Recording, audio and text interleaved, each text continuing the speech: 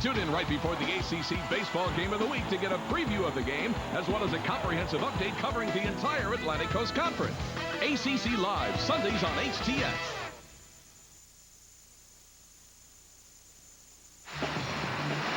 Hotel accommodations are provided by the Sea Gardens Beach and Tennis Resort.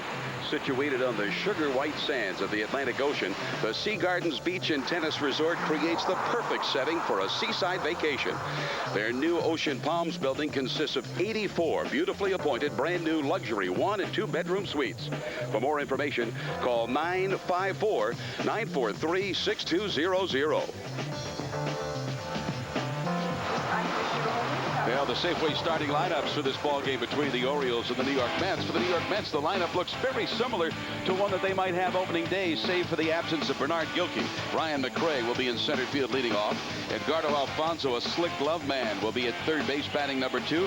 Carlos Ballerga, the switch hitter, will be at second base, the number 3 hitter. John Olerud, who had a resurgence in his career last year, batting cleanup at first base.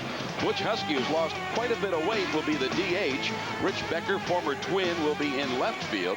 Behind the plate catching today, Todd Pratt. Ray Ordonez, a Gold Glover, will be at shortstop, and Craig Paquette, you remember that name from the American League and the Kansas City Royals and the Oakland Athletics. He'll be in right field, batting number 9. On the hill for the Orioles, the youngster, one-time catcher, Nerio Rodriguez. Oh, I love this, too. Former catcher, now turned pitcher, and he's got a good live fastball.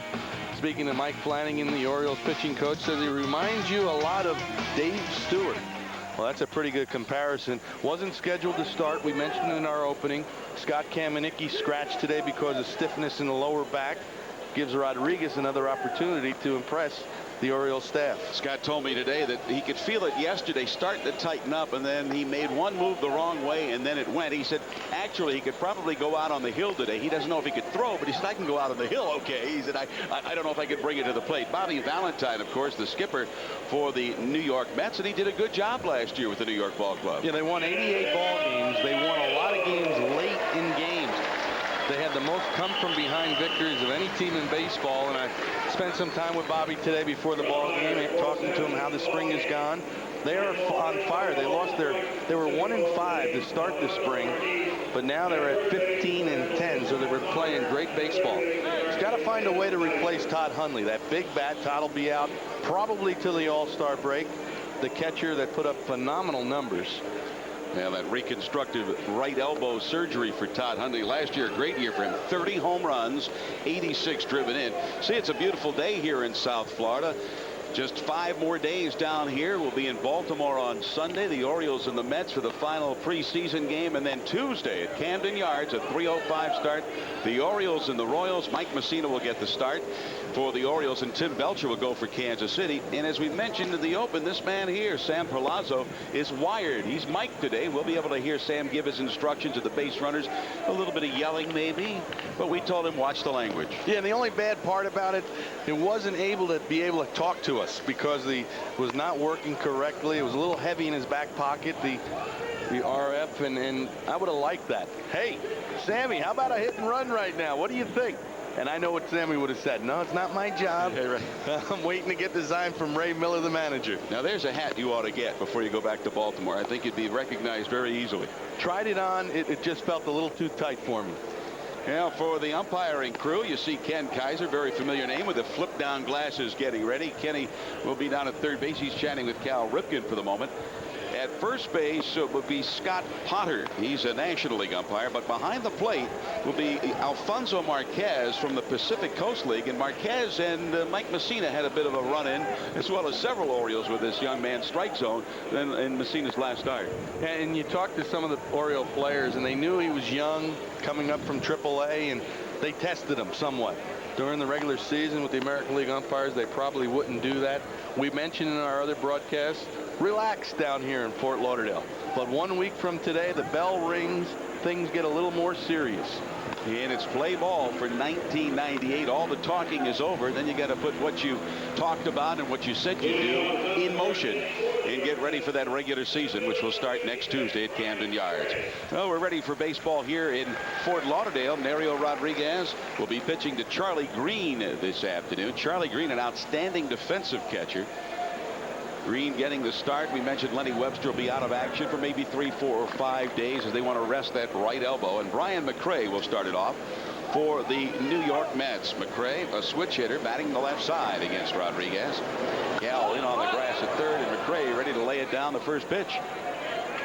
So Ripken anticipating, and Mcrae, who last year had trouble getting on base, and that's not what you want out of your leadoff man. You want him to get on any way possible. He had a .305 on base percentage last year. Not good for a leadoff man. Here's strike 2 as Nerio pops the mid of Charlie Green. Mcrae, of course, started last season with the Chicago Cubs, then traded to the New York Mets.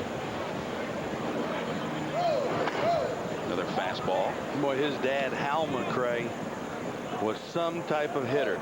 One of the best designated hitters of all time. Right-hand hitter for Kansas City Royals. Used the whole field. 2-2 now to Mcrae. Mcrae this spring, just 9 hits and 40 trips. 1 home run, 4 runs driven in for the outfielder. Nerio's 2-2 pitch. Again fouled out of play. Defensively for the Orioles, we mentioned Cal Ripken is at third base. Mike Bordick is the Orioles shortstop. Roberto Alomar at second base. Rafael Palmeiro at first. Out in the outfield, in right field, it's Jeffrey Hammonds, Brady Anderson in center, and B.J. Surhoff in left. Fastball high. Now from an 0-2 count, we go full. 3 balls and 2 strikes. And this is more of what Bobby Valentine would like to see out of Brian Mcrae. Stay off the pitches, try to work the count, and get on base for him. And he strikes him out. Good pitch. Taking something off the pitch was Nerio, and he got Mcrae on the 3-2 pitch. Well, it looked like he went to the changeup 3-2, has confidence in it, and gets Mcrae on the strikeout. Good changeup. Great same arm action. Hitter thinks it's the fastball. He gets out in front. Just a fool with his timing. Now the third baseman Edgardo Alfonso stands in. He had an outstanding year last year for the Mets. Another fastball tight. Alfonso this spring 10 for 47. A home run and a run driven in for Edgardo. Nerio Rodriguez shows a lot of poise for a young man who is just starting to learn how to pitch. Nice stop by Bordick. Can he get him at first base? The throw is offline, but a great stop by Mike Bordick on a hard hit one-hopper. And Alfonso was on with an infield hit. What a great effort by Bordick. Leaves his feet, knocks it down, and then the hurried throw. Watch this reaction. Ball's hit very hard. Leaves his feet, gets it.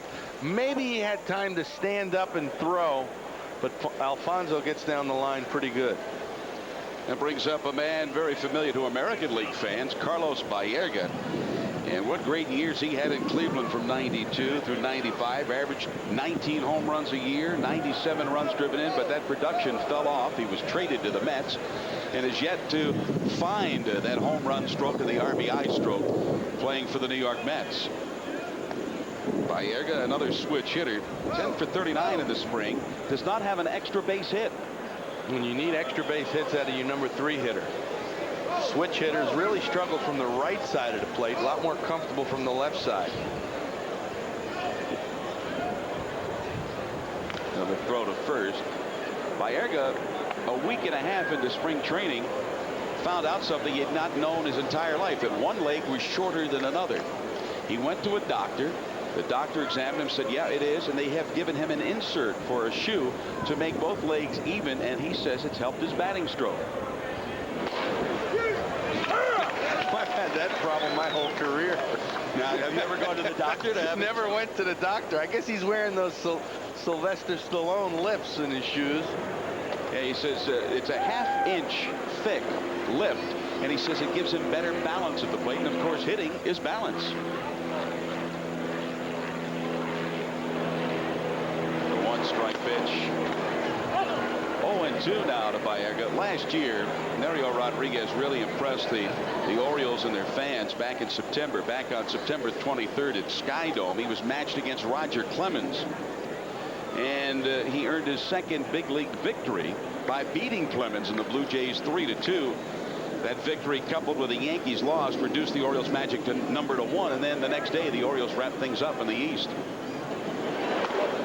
Ballerga was tempted, but that was too high. 1-2. One thing I'm impressed with Rodriguez's delivery. Most catchers that turn to be pitchers, they usually have the catcher's throw. And what I mean by that, right by their right ear, short arms, I used to call it. But you see Rodriguez gets real good extension with his right arm. You would never know he was a former catcher. Runner at first base is Alfonso. Ballerga goes down with a good pitch again, taking something off the pitch and getting Ballerga out in front. Yeah, that time it looked like that good hard slider from Rodriguez, down and in. Watch this pitch, see, little slider off the plate. And now here's his motion. What I'm talking about, watch his right arm. He gets it full extension rather than the catcher's throw that you're used to seeing catchers make right from their right ear.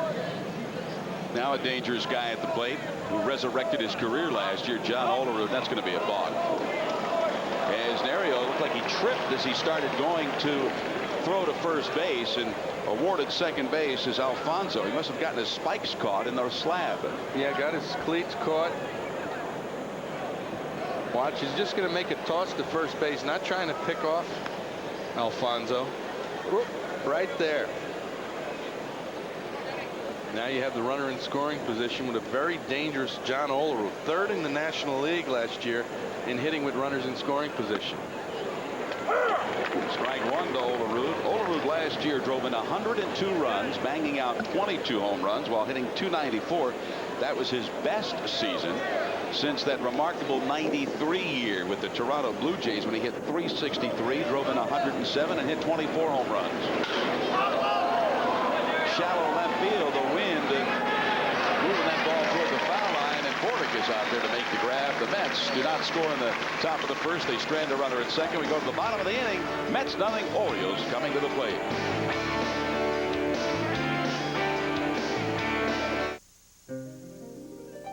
Connecting with the wrong internet provider can leave even the most experienced net user frustrated and abandoned. Now there's a better way.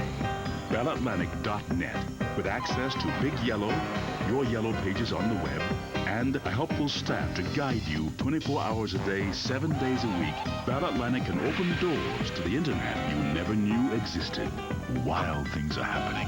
Bell Atlantic. We'll see you there. What do you get when you fly Southwest Airlines? Fun fares. Well, you've waited so long for a fare to get so nice and low now. You really should fly.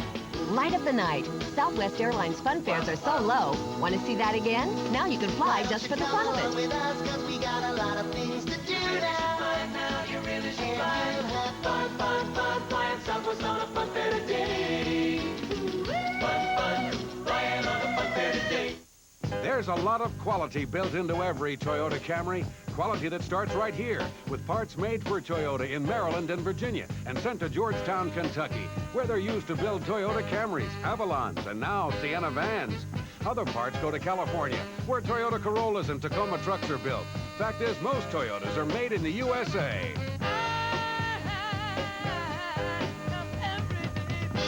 With quality that starts right here. Safeway starting lineup for the Orioles, who come in 15 wins, 6 losses, and 2 ties. Brady Anderson in center field. BJ out in left field. BJ Surhoff. Roberto Alomar batting in that third hole in the lineup at second base. Joe Carter, who the Orioles want to see get a lot of ABs before heading north, will be the DH. Rafael Palmeiro, as usual, at first base. And guess what? Cal Ripken is down at third. Jeffrey Hammond's in right field. Eric Davis not starting this ball game. Mike Bordick at short, and Charlie Green behind the plate catching.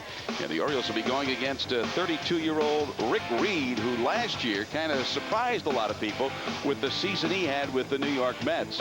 Rick Reed, as you see, won 13 ball games, pitched to a very fine ERA. One thing about Reed, he doesn't give you a lot of free passes. This guy is very stingy with those walks. And there's Alfonso to pick up the ball off the bat of Brady Anderson. One Oriole retired. Yeah, you mentioned Rick Reed. Very stingy indeed. Only 31 walks last season in 208 innings. The only better pitcher in the National League for strikeouts and walk ratio. Greg Maddux. Greg Maddux, it's almost like a story if he walks a batter. And also Rick Reed the second fewest pitches per 9 innings behind Maddox. Now, do you agree with the theorists who say that strike zone is a lot wider for Greg Maddux than it is for everybody else? The reputation, he deserves it. He keeps the ball off the plate, Maddox. You know, a little bit tougher for Rick Reed, but you can see the control factor he had last year. BJ just lays the bat out and then pulls it back for strike one. 1 ball and 1 strike to Surhoff. BJ has been to the plate 29 times so far this spring with 7 hits. He's homered and he has 5 driven in. Cued off the end of the bat into that Mets dugout, scrambling some people down there, and Sammy Perlazo chases it down the third base side, and Butch Husky got out of the way of that. Sammy gives someone a souvenir to remember this ball game here at Fort Lauderdale by. Remember, he's Mike. He just heard him. Come on, BJ. 2-2 now to Surhoff. He'll be followed by Alomar. See, Rick Reed doesn't overpower you. He has great control. He uses his fastball really to set up his off-speed pitches. Good curveball, good slider, and a great changeup. To Ballerga at second, and 2 up, 2 down for the Orioles here in the bottom of the first in a scoreless ballgame. One thing that Reed had to overcome last year is the fact that he was a replacement player, and he was kind of ostracized for a while until he showed that he could win ball games for the team. Well, I found out he was an important part of that pitching staff. They accepted him as the players. The baseball union, Players Association Union, has still not accepted him. Here's Roberto Alomar, and a strike one to Alomar. Now that situation is tough because those guys, those replacement players, were in a very tough situation. Guys like Rick Reed wanted to get back. Strike 2 as Reed fires a fastball. Reed's fastball usually checks in somewhere around 86, 87 tops. 2 out. Alomar at the plate with Carter waiting on deck. Here comes Pratt over, and it's going to be out of play. Well, the wind today mostly coming in from center field, blowing a little bit toward left. And that's the oddity here. Normally the wind will either be blowing toward left or right, not usually in from center. Yeah, starting pitchers, they see that, catchers see it and say, oh boy, we got a good time. You take a little more liberties, some more liberties, and give some high fastballs. Let them hit it as high as they want into that breeze. 1-2 to Alomar. Spring so far for Alomar has been a good one. 17 for 48. Yet to hit the home run, but he's driven in 8 runs. And the big thing, he's been batting against left-handers from the right side of the plate. Strike 3 called as home plate umpire Alfonso Marquez says Roberto's gone. Roberto didn't like the call as he looks over his shoulder, says something to the home plate ump. We've gone 1 at Fort Lauderdale. Orioles nothing, the Mets nothing. I'm not unreasonable. I just want everything. That's why I got digital choice service from Bell Atlantic Mobile. It has voice-activated dialing. I say, call Janet, call Dad, call the waiter. And it dials. The first incoming minute is free. Plus, I get all these cool features on an advanced digital network. So my phone works here, here, and everywhere in between. For monthly access under $20, including airtime, that's not unreasonable. That's digital choice. I'll have everything. If your computer company counts on reliable computer networks, partner with TimeBridge Technologies for complete network, system, and application solutions. 888-402-1300.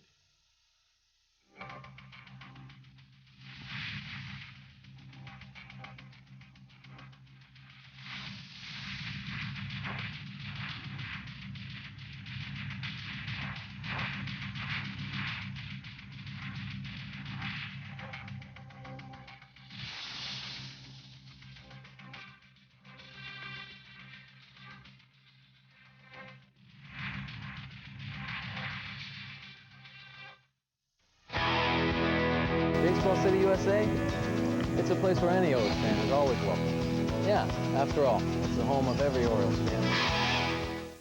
Coast to coast, the word is in the air. Finally, America's getting epic sports talk. Jim Rome.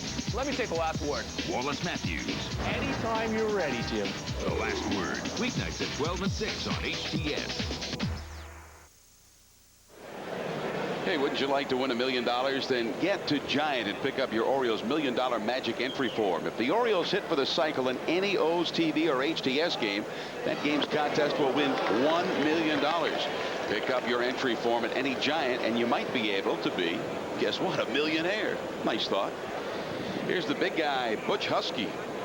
Husky has already slammed 3 home runs and driven in 9 this spring, acting as the DH today, and a weak swing and a Nerio Rodriguez breaking ball. Yeah, Husky keeps getting better and better. 24 home runs last year for the Mets. You see the 260 average here in the spring. Tall right-handed batter. Just off the plate, and he shed quite a few pounds over the winter months. I asked, I said, well, what's been the key?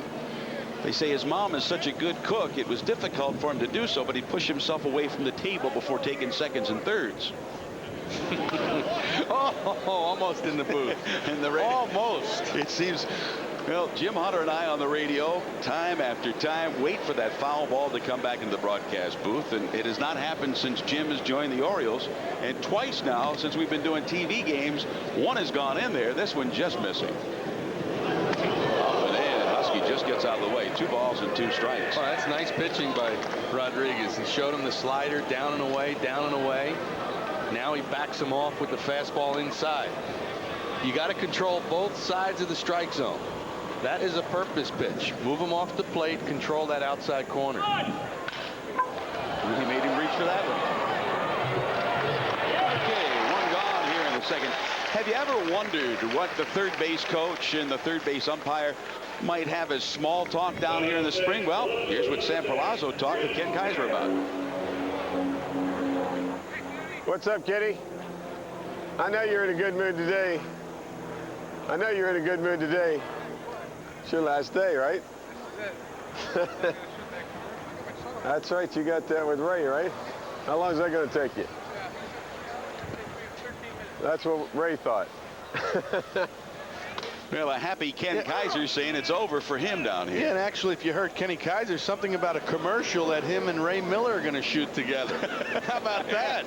Here's Rich Becker, former American leaguer with the Twins. He has a 2-strike count now, as Rodriguez is looking strong early in this ball game. Nerio getting the start in place of Scott Kamenicki, who had some back stiffness, so they started Nerio, wanting to get a look at this youngster. Oh, and check that 1 and 2 now to Rich Becker. Becker last year with Minnesota hit 264, 10 home runs, 45 runs driven in. And he's expected to be a utility role for this ball club here in New York. Foul. Becker, good outfielder.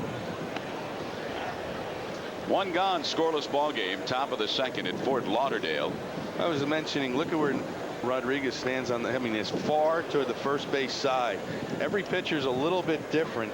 They like to get different angles. Right now, he looks like he's a lot closer to that left-handed batter than if he was on the other side of the rubber. And it was a bat into the stands, and fortunately, I don't think it hit anyone. Wow. But Becker strikes out. The bat goes flying over the Orioles dugout, and a fan has himself a souvenir. Oftentimes they'll come over and try to trade that bat if it's a favorite of the player. We'll see if in springtime Becker will want the lumber back. Not Summer Olympics events yet, but that could have been the javelin toss. Good slider down and in, and this goes a long way. Look out. Right over the Orioles dugout. Good thing nobody was hurt. Gold medal in the bat throw. Yeah. A new contest in the Summer Olympics. Now 2 down, 3rd strikeout for Rodriguez as Becker goes down swinging, losing the bat. And here's Todd Pratt. First pitch right there for Pratt. He's got big shoes to fill, does Todd Pratt, at least till the All-Star break. Here's Todd Hundley with that reconstructive elbow surgery, missing till the All-Star break. Yeah, Pratt, a very interesting story. Last year he was actually working with the Bucky Dent School, not too far from here in Boca Raton, Florida. The Mets called, he winds up signing and gets himself back in the big leagues. I mean, you could write a script about that. Just shows you catchers stay around. There's always a need, and this year for the Mets, Hundley's out. Pratt looks like he'll be get the majority of the playing time with Tim Spear, who's having a great spring. McCordick will play the hop. That should be the inning, and it is. 1.5 gone at Fort Lauderdale, and it's the Orioles and the Mets still scoreless.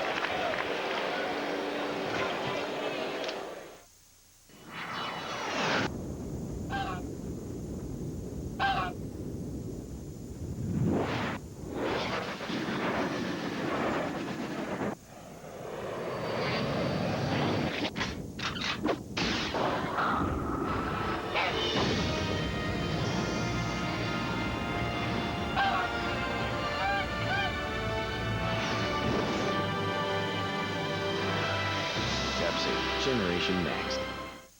How's your little one? And what does she need today? Something warm and toasty? Or something soft and cozy? Whatever the cure, you'll find it at Giant Discount Drug. We'll answer your questions and offer suggestions that will help you feel better too. No wonder we fill more prescriptions per store than any other drug chain. Take home a little sunshine and everything else on your list from the convenient drugstore. Giant Discount Drug. You've witnessed the thrill of it. Seagoer and Sunday silence going nose and nose in the Preakness. You've lived the excitement of it. Oh, it's close. Could be Silver Charm. For a span of 3 centuries, It was Seabiscuit's race. Maryland Racing has produced The big, strong Secretariat. America's brightest stars. Unbeatable cigar. Join us for Pimlico's championship meet, beginning April 1st. Maryland Racing, the most fun you'll have in under 2 minutes, 10 times a day. Well, the Pepsi Big Slam Home Run Derby inning is back. Enter now for your chance to win $100 and a case of Pepsi. Send your name, address, and phone number to this address. If a Baltimore player hits a home run in the Pepsi Big Slam Home Run Derby inning, you could be a winner. Tune in to HTS and O's TV to see if you are a winner. Joe Carter, Rafael Palmeiro, and Cal Ripken in the bottom of the second, scoreless. Rick Reed, the veteran right-hander, on the hill for the New York Mets. The Mets have had, as Rick said, they struggled at the start, but they've had a pretty good spring, and they're anticipating a nice year this year in the National League East.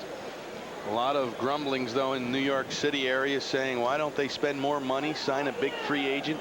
There's a lot of rumor Gary Sheffield may be going to the Mets, but they turned down that deal. Joe Carter, first ball swinging. The third baseman Alfonso cuts in front of the shortstop, and Carter's retired on 1 pitch. Well, all winter long we kept hearing that the Mets were interested in Sheffield. The Mets were interested in Sheffield, and it appeared at one point that they had a deal worked out, and then it fell apart. But maybe they were fortunate because Sheffield had the back problem, the shoulder problem, and you wonder if Gary Sheffield is the kind of guy. I know he was with a World Championship ball club last year, but is his attitude one that you'd want to have on your ball club? Here's Rafi. Oh, sorry, Fred, but really tough in New York. You have the two teams. You have Steinbrenner that grabs most of the headlines, even though the Mets last year were a very exciting team, and the Yankees have more star players. That's what you grab, as you said, you grab the headlines, that back page of the News and the Post. That's what they want. That becomes a big, big story. See Bobby Valentine. They have a very good team. And Rafael Palmeiro picks up his 13th hit of the spring, now 13 for 46. Rafi has been hot lately, has a couple of home runs, 11 driven in, 1 gone, and that will bring up Cal. And Cal Ripken, speaking of hot, he has been red hot. He's been smoking recently, Rick. Yeah, and you like to see that the last week of the spring carry it off into next week when the season starts. Cal, in his last 5 games, a homer, 3 doubles, and 8 RBIs, and hitting .471. Sunday, he provided the Orioles with a victory, hitting a 3-run home run against the Expos. His first home run of the spring. 1 home run, 11 driven in here in Florida. Palmeiro with the lead at first. You know, Fred, I've only been here a week, but I could see that the media, the demands on Cal Ripken every day, taking time out, signing autographs, doing interviews. But it almost looks like he enjoys every bit of it.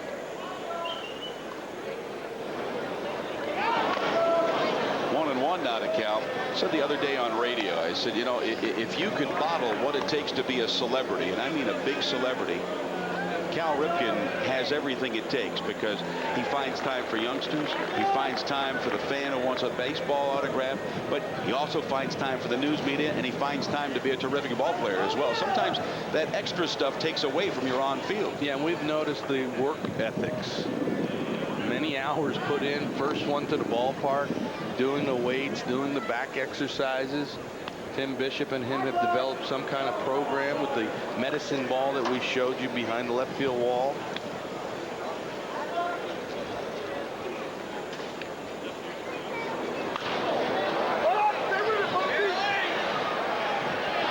It's the third baseman Alfonso, and he's got it for out number 2. Look, that medicine ball routine, I noticed you on the beach the other day. You had the beach ball with a nice-looking young lady and holding it, just holding the beach ball. I'm starting very slow. Beach ball was very light, not like the weight to a medicine ball. But you notice that prior to the pitch that Ripken popped up, hit and run with Cal at the plate, Rafi at first base. A little different in style and between managers from one year to the next. Davey Johnson pretty much sat back, let the team control it. Ray Miller wants to move runners. And here's Hammonds, who's in right field today. Jeffrey homered yesterday, takes a strike. Orioles traveled to Fort Myers yesterday, and Jimmy Key had some work yesterday, and they were very pleased with the way Key came out. The Orioles beat the Twins 7-2. Palmeiro at first, 2 down, and Jeffrey sends one deep to right field. Going back is Paquette. Paquette's still on the run. He can't get it. Palmeiro rounding third, being waved in by Palazzo. There will be no throw to the plate as Ballerga fumbles the ball in shallow right field, and the Orioles have a 1-0 lead, and Jeffrey Hammonds picks up his 12th RBI of the springtime. And this is what Rick Down, the Orioles hitting instructor, was talking about. He's using the whole field more. This ball, he put a charge into it to right field. He thinks it's gone. Remember, the wind blowing in from center field, it still gets a piece of the right center field wall. He hit that ball very hard. Come on! Here's Come on, Perlazzo, third base coach. Come on! Right there, Hammer, right there! See, not only the runner, but also Hammonds, the second runner. And you notice how Sammy moved down the line. Get a good look at that outfielder and the infielder where the ball's coming from. Well, that's the job of the third base coach, and Perlazzo did it perfectly. Read the throw from the infielder, and also once you forget about the first runner, now you have to pick up the second runner. Mike Bordick at the plate with a 1-ball count. Perlazzo, of course, third base coach for the New York Mets at one time, Cincinnati Reds, Seattle Mariners, and you got to say that Sammy's one of the best third base coaches in the game. I'm a little surprised he's never been interviewed for manager's job, because I think he would make an excellent manager. I talked to him last year about that. He said he'd like to have the opportunity. 2 balls and 1 strike now to Bordick, but he said really he's never been called. They've never said, hey, come in at least for an interview. Of course, Rick Dow, the Oriole hitting instructor for the past 2 winters, has been interviewed for several jobs. Hasn't landed the managerial job, fortunately for the Orioles. 3-1 now to Bordick. You're looking at an interesting stance in Mike Bordick. He starts with his front foot open. You can hit that way as long as you close it up. See, the front foot is open towards third base. But what he does is he squares himself up right back towards the pitcher. And Hammonds was running on the pitch. Rich Becker will be there to make the grab. Hammonds was off and running 3-1, and Bordick hit it hard, but to the left fielder. Orioles come up with a run on the Hammonds RBI double. We go down to the top of the 3rd in Fort Lauderdale. Orioles 1 and the Mets nothing.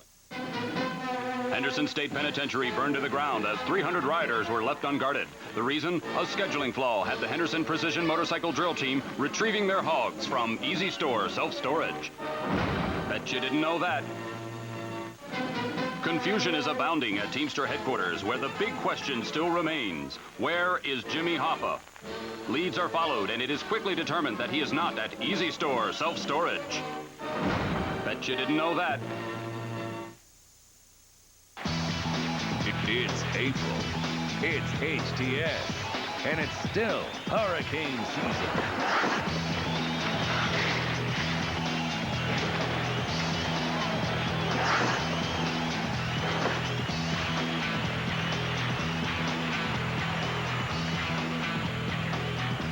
Hurricane season comes crashing to a close in April. It's a great 98, only on HTS, ready to play. Last year was just the beginning of our playoff tradition. Now, to get to the playoff promised land again, we gotta be ready to play. The Wizards. April is do or die for the playoffs, and it's all on HTS. 5 final games. 5 huge chances. With a chance to play for it all. The Wizards. The race for the playoffs in April is here on HTS. Ready to play.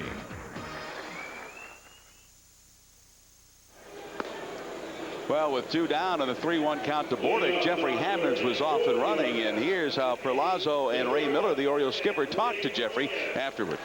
There was somebody, they were watching. You've done a lot with 2 outs, but here's a guy that's quick. He's like 1.5, 1.6 with a man on second, but you think you ain't going to run with 2 outs? Right fielder, outfield's really shallow and gets you at third, and we got an easy score.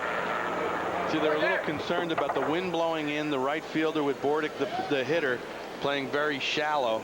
That's all a part of the communication. A lot more communication this year with Ray Miller, the manager. Ordonez bounces one to Bordick behind the bag. And Ray Ordonez is the first out here in the top of the third. Orioles lead at 1-0 as Jeffrey Hammonds doubled in Rafael Palmeiro in the bottom of the second inning. And in that conversation, Ray also said that normally don't like to steal with 2 outs and steal third with 2 outs, but with the wind blowing in, we might want to show that. Remember, there's a lot of scouts in the stands. 1 week, the Kansas City scout, the advanced scout is following them this last week. They'll make a little notation on that. Hey, they'll steal third with 2 outs. Rick Paquette will stand in now, and he takes strike 1. Paquette, remember last year, started out as the third baseman for the Kansas City Royals until Bob Boone was canned, and then Paquette no longer figured in their plans in Kansas City. He's in right field this afternoon. Bernard Gilkey's bothered by some shoulder problems. That's why he's not in the lineup today for the Mets. But Paquette could play the infield and the outfield for you, so a good guy to have on the team. 1-2 now to Craig. Well, I've been very impressed with Rodriguez today. Using his fastball, the good hard slider, not scared to pitch inside. That's a lost art nowadays in Major League pitching. He's using his fastball very well. And it looks very mature for a 25-year-old. And a 25-year-old who did not start pitching till mid-95 after being a catcher. Nice play by Nerio. And Rodriguez has out number 2. And we're going to go back in the first 2 innings. Rodriguez with 3 strikeouts. And he's done it with assortment of pitches. Remember the first hitter of the game, Brian Mcrae, the changeup. 3-2 count gets Mcrae swinging. Then Ballerga, the good hard slider off the plate inside for a strikeout. And then Becker, another good slider, gets him to swing over the top. But it's been the fastball inside that has set up the off-speed side. McCrae shoots it out to Brady, who comes charging in. That's 3 up, 3 down. As Rodriguez works against the Mets in the top of the third. We head to the bottom of the inning. Orioles 1, New York 0.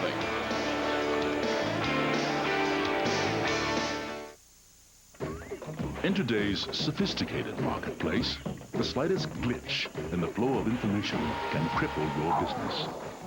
Fortunately, one communications giant is fielding the solution. Whether your business is large or small, Bell Atlantic can help you expand your information pipeline, eliminating potential bottlenecks and ensuring a steady stream of success. Wild things are happening. Bell Atlantic. We'll see you there. There's nothing like a live sporting event, and there's nothing better than being at a game, and nothing beats having a great seat at the game. Get great seats for the Redskins and Ravens, great seats for the Orioles, great seats for the Wizards, Capitals, Maryland, Georgetown, and UVA. Any game that you want to go to, you can have a great seat simply by calling Great Seats at 800-853-SEAT. Don't be left standing up when the game starts. Call Great Seats for all your ticket needs.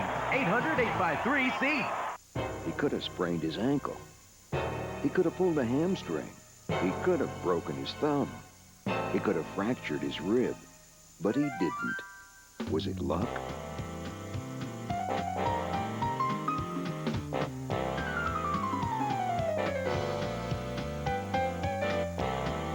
Hey, you are what you drink. Milk. It's a natural.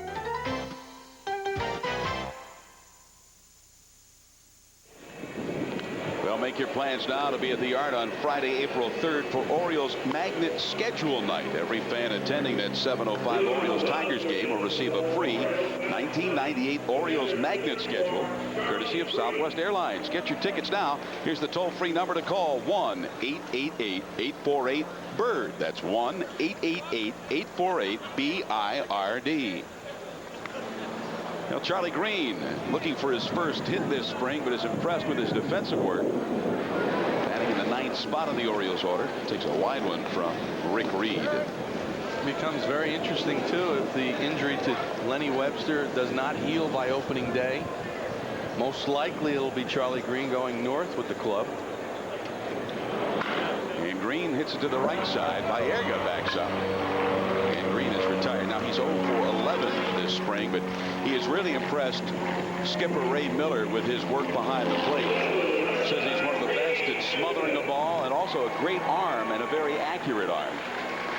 Well, that's the first responsibility of the catcher. That's right. Be able to catch and throw, block balls, work your pitcher. What you hit is a bonus. And here's Brady now for the second time this afternoon. He grounded out to third on the first pitch he saw. They expect Rick Reed for the Mets to go about 6 innings this afternoon, depending on the number of pitches. And so far, he has not thrown all that many. John Olerud will take it to the bag for out number 2. Now BJ will stand in. Well, it's hard to believe 1 week from today. Hopefully the weather will be, maybe we couldn't hope for this kind of weather, but at least maybe 60 degrees in Baltimore. Why not? If we're hoping for weather, we might as well get 75. Well, that's it.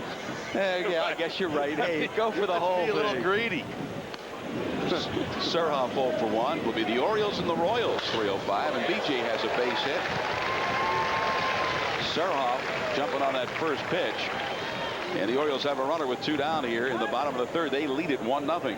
You mentioned the Royals, opening day opponent of the Orioles, and Kevin Appier. Some bad news for the Royal fans. Kevin Appier, their projected #1 starter, he'll miss 10, 12, 14 weeks. He's going to have surgery done. He was going to be the opening game starter, but he'll be replaced by Tim Belcher now. So Tony Musa, the manager of the Royals, has to scramble to get 5 men in his rotation. I think Kevin Appier, when he hurt his shoulder falling off his porch or something in the wintertime. Nothing baseball related to the injury. Ball 1 to Roberto Alomar. Alomar took a called 3rd strike to end the first. Surhoff standing on the bag at first base with John Olerud holding 2 out. Now BJ gets back quickly, and that's how BJ hurt his right hand in the first game of the spring. Diving back to the bag, jamming that right ring finger, missed several weeks, and now BJ was have some tape on his hand, and Carlos Bernhardt, the first base coach, over there looking, and BJ trying to unravel the tape apparently. You mentioned the injuries. Falling off a deck. I mean, there's always strange injuries throughout the course of the year. Becker will be there. That's it for the Orioles. They strand a runner at first base. 3 complete in Fort Lauderdale. It's the Orioles 1 and the Mets 0. Tom Addy, former Baltimore Colt and Ravens broadcaster, inviting you to tackle some huge savings at Russell Automotive. Over the years, my family has bought a number of cars and trucks from Russell Toyota. And believe me, their quarterbacks will pass you great deals on all their Toyotas, Mazdas, Subarus, Volkswagens, Buicks, and BMWs. Make your #1 pick a new or certified used car or truck from Russell Automotive, 1 mile off Beltway exit 15B on Route 40 West. And tell him that Tom Addy said to pass on all the savings to you. By now, you probably know that your neighborhood pharmacy is an Epic pharmacy. You've seen the sign. Now, the Epic sign may look the same wherever you go, but each Epic pharmacy is a little different. Different because most Epic pharmacies deliver prescriptions to your home or office, and that's the type of personal care you can only get at Epic. So stop in or call the Epic pharmacy in your neighborhood and ask about delivery. We're Epic, and we're right around the corner. A little touch of a heartfelt love song, make it in the key of a romance gone wrong. Mix it with a heart that has waited too long. Southwest is flying into Nashville. If it has a groove, we can two-step, honey. We can rock and roll till it ain't even funny. If it's kind of blue, we can still save money. Southwest Southwest is flying into Nashville. Sing another train song, make another pain song. Everybody sing along. Fly Southwest to Nashville for a song. Baseball City, USA. I work here, I play here. Heck, I love it so much, I live here.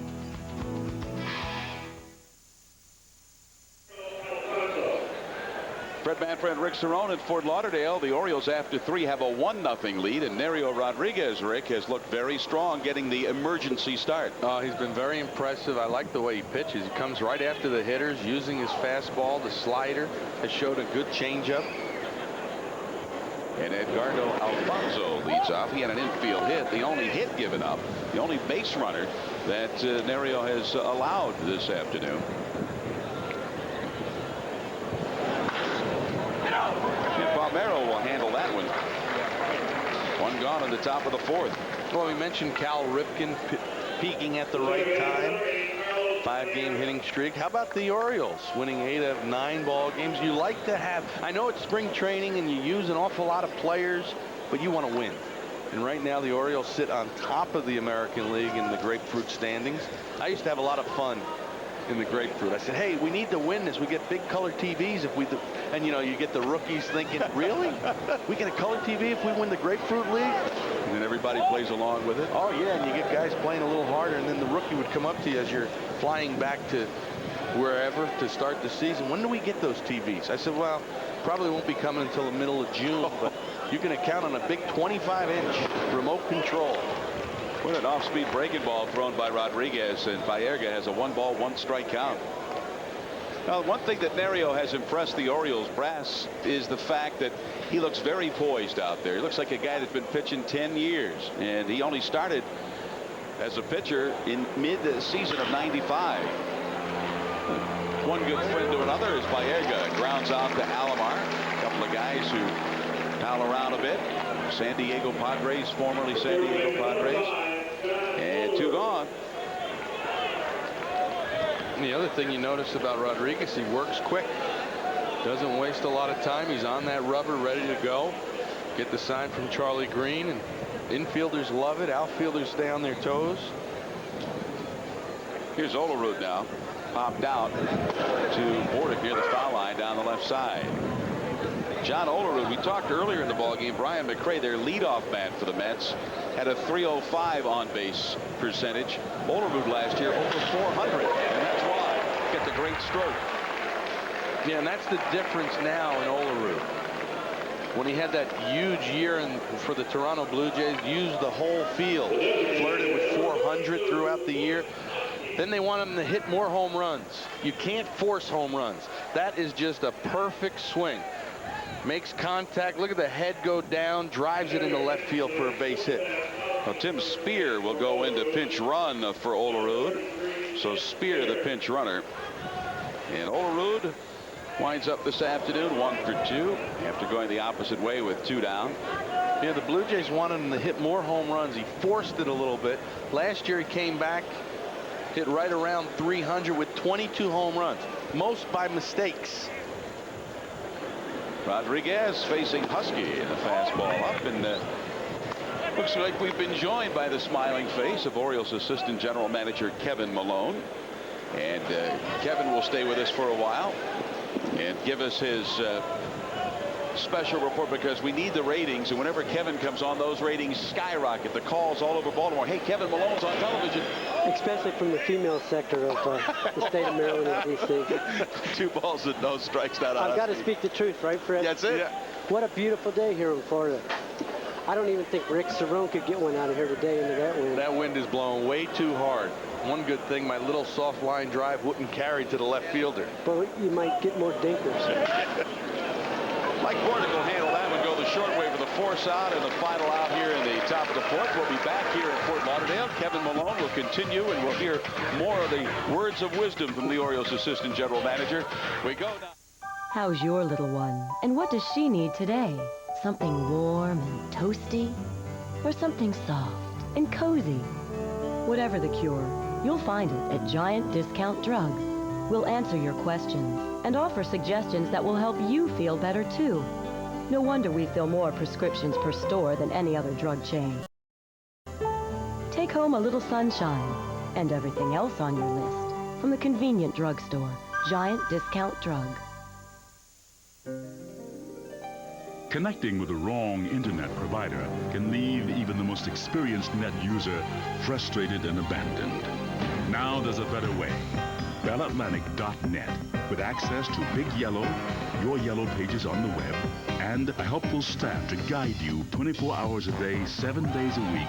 Bell Atlantic can open doors to the internet you never knew existed. Wild things are happening. Bell Atlantic. We'll see you there. Imagine getting $500,000 all at once. All at once? Well, what do you mean? Well, you know, all at once. Oh, I see. So this isn't all at once. No. But this is all at once. Right. Like, this is $500,000. Right. And this is all at once. Okay. So what you're saying is... Play cash in hand, new from the Maryland Lottery. It pays you $500,000 all at once, just like that. All at once? What do you mean? What's on HTS? Get online to get ready to play. HTS Online. Login confirmed. www.htsonline.com. Well, as we promised, Kevin Malone would continue his visit with us here in Fort Lauderdale. Kevin, the day's dwindling down before we head north and get things underway for 98. You have to be happy with the way everything has gone here in Fort Lauderdale. It's been a great camp. The weather's been cooperative. We've seen a lot of progress, especially from some of our minor league players, Ryan Miner, Sidney Ponson. Nerio's pitching very well today. So we like what we've seen in our younger players, and the veteran players came in ready and they're focused, and we're looking forward to getting back to Camden Yards and starting the season next Tuesday. Joe Carter against Rick Reed. Tim Spear, who came in as the pinch runner for Olerud, stays at first base, and ball one to Joe. Kevin, talk to us a little bit about the two injuries that we were reported on today with Kamenicki in his back and also Lenny Webster in his right elbow. Well, Scotty's got a little bit of a stiff back, and this is a precautionary measure. We don't want to take any chances this late in spring training. Nerio has pitched well, and he is probably our sixth starter if we needed a sixth guy.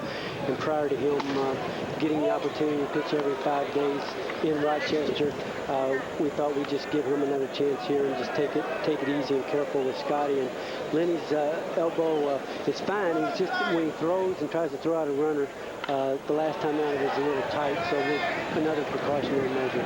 First baseman Spear and the catcher Pratt, and it'll be Pratt near the Orioles on deck area. And Joe Carter is retired for the second time this afternoon. Of course, Kevin, Ray Miller says he will announce the guys who will be heading north and be members of the Orioles at least early in the season. At the end of the day, a lot of people figuring Ozzie Guillen will be the guy. But you also have some excess players that might be useful to some other teams in the big leagues. I'm thinking of Rick Kribda, Tony Tarasco. Right. What's going on?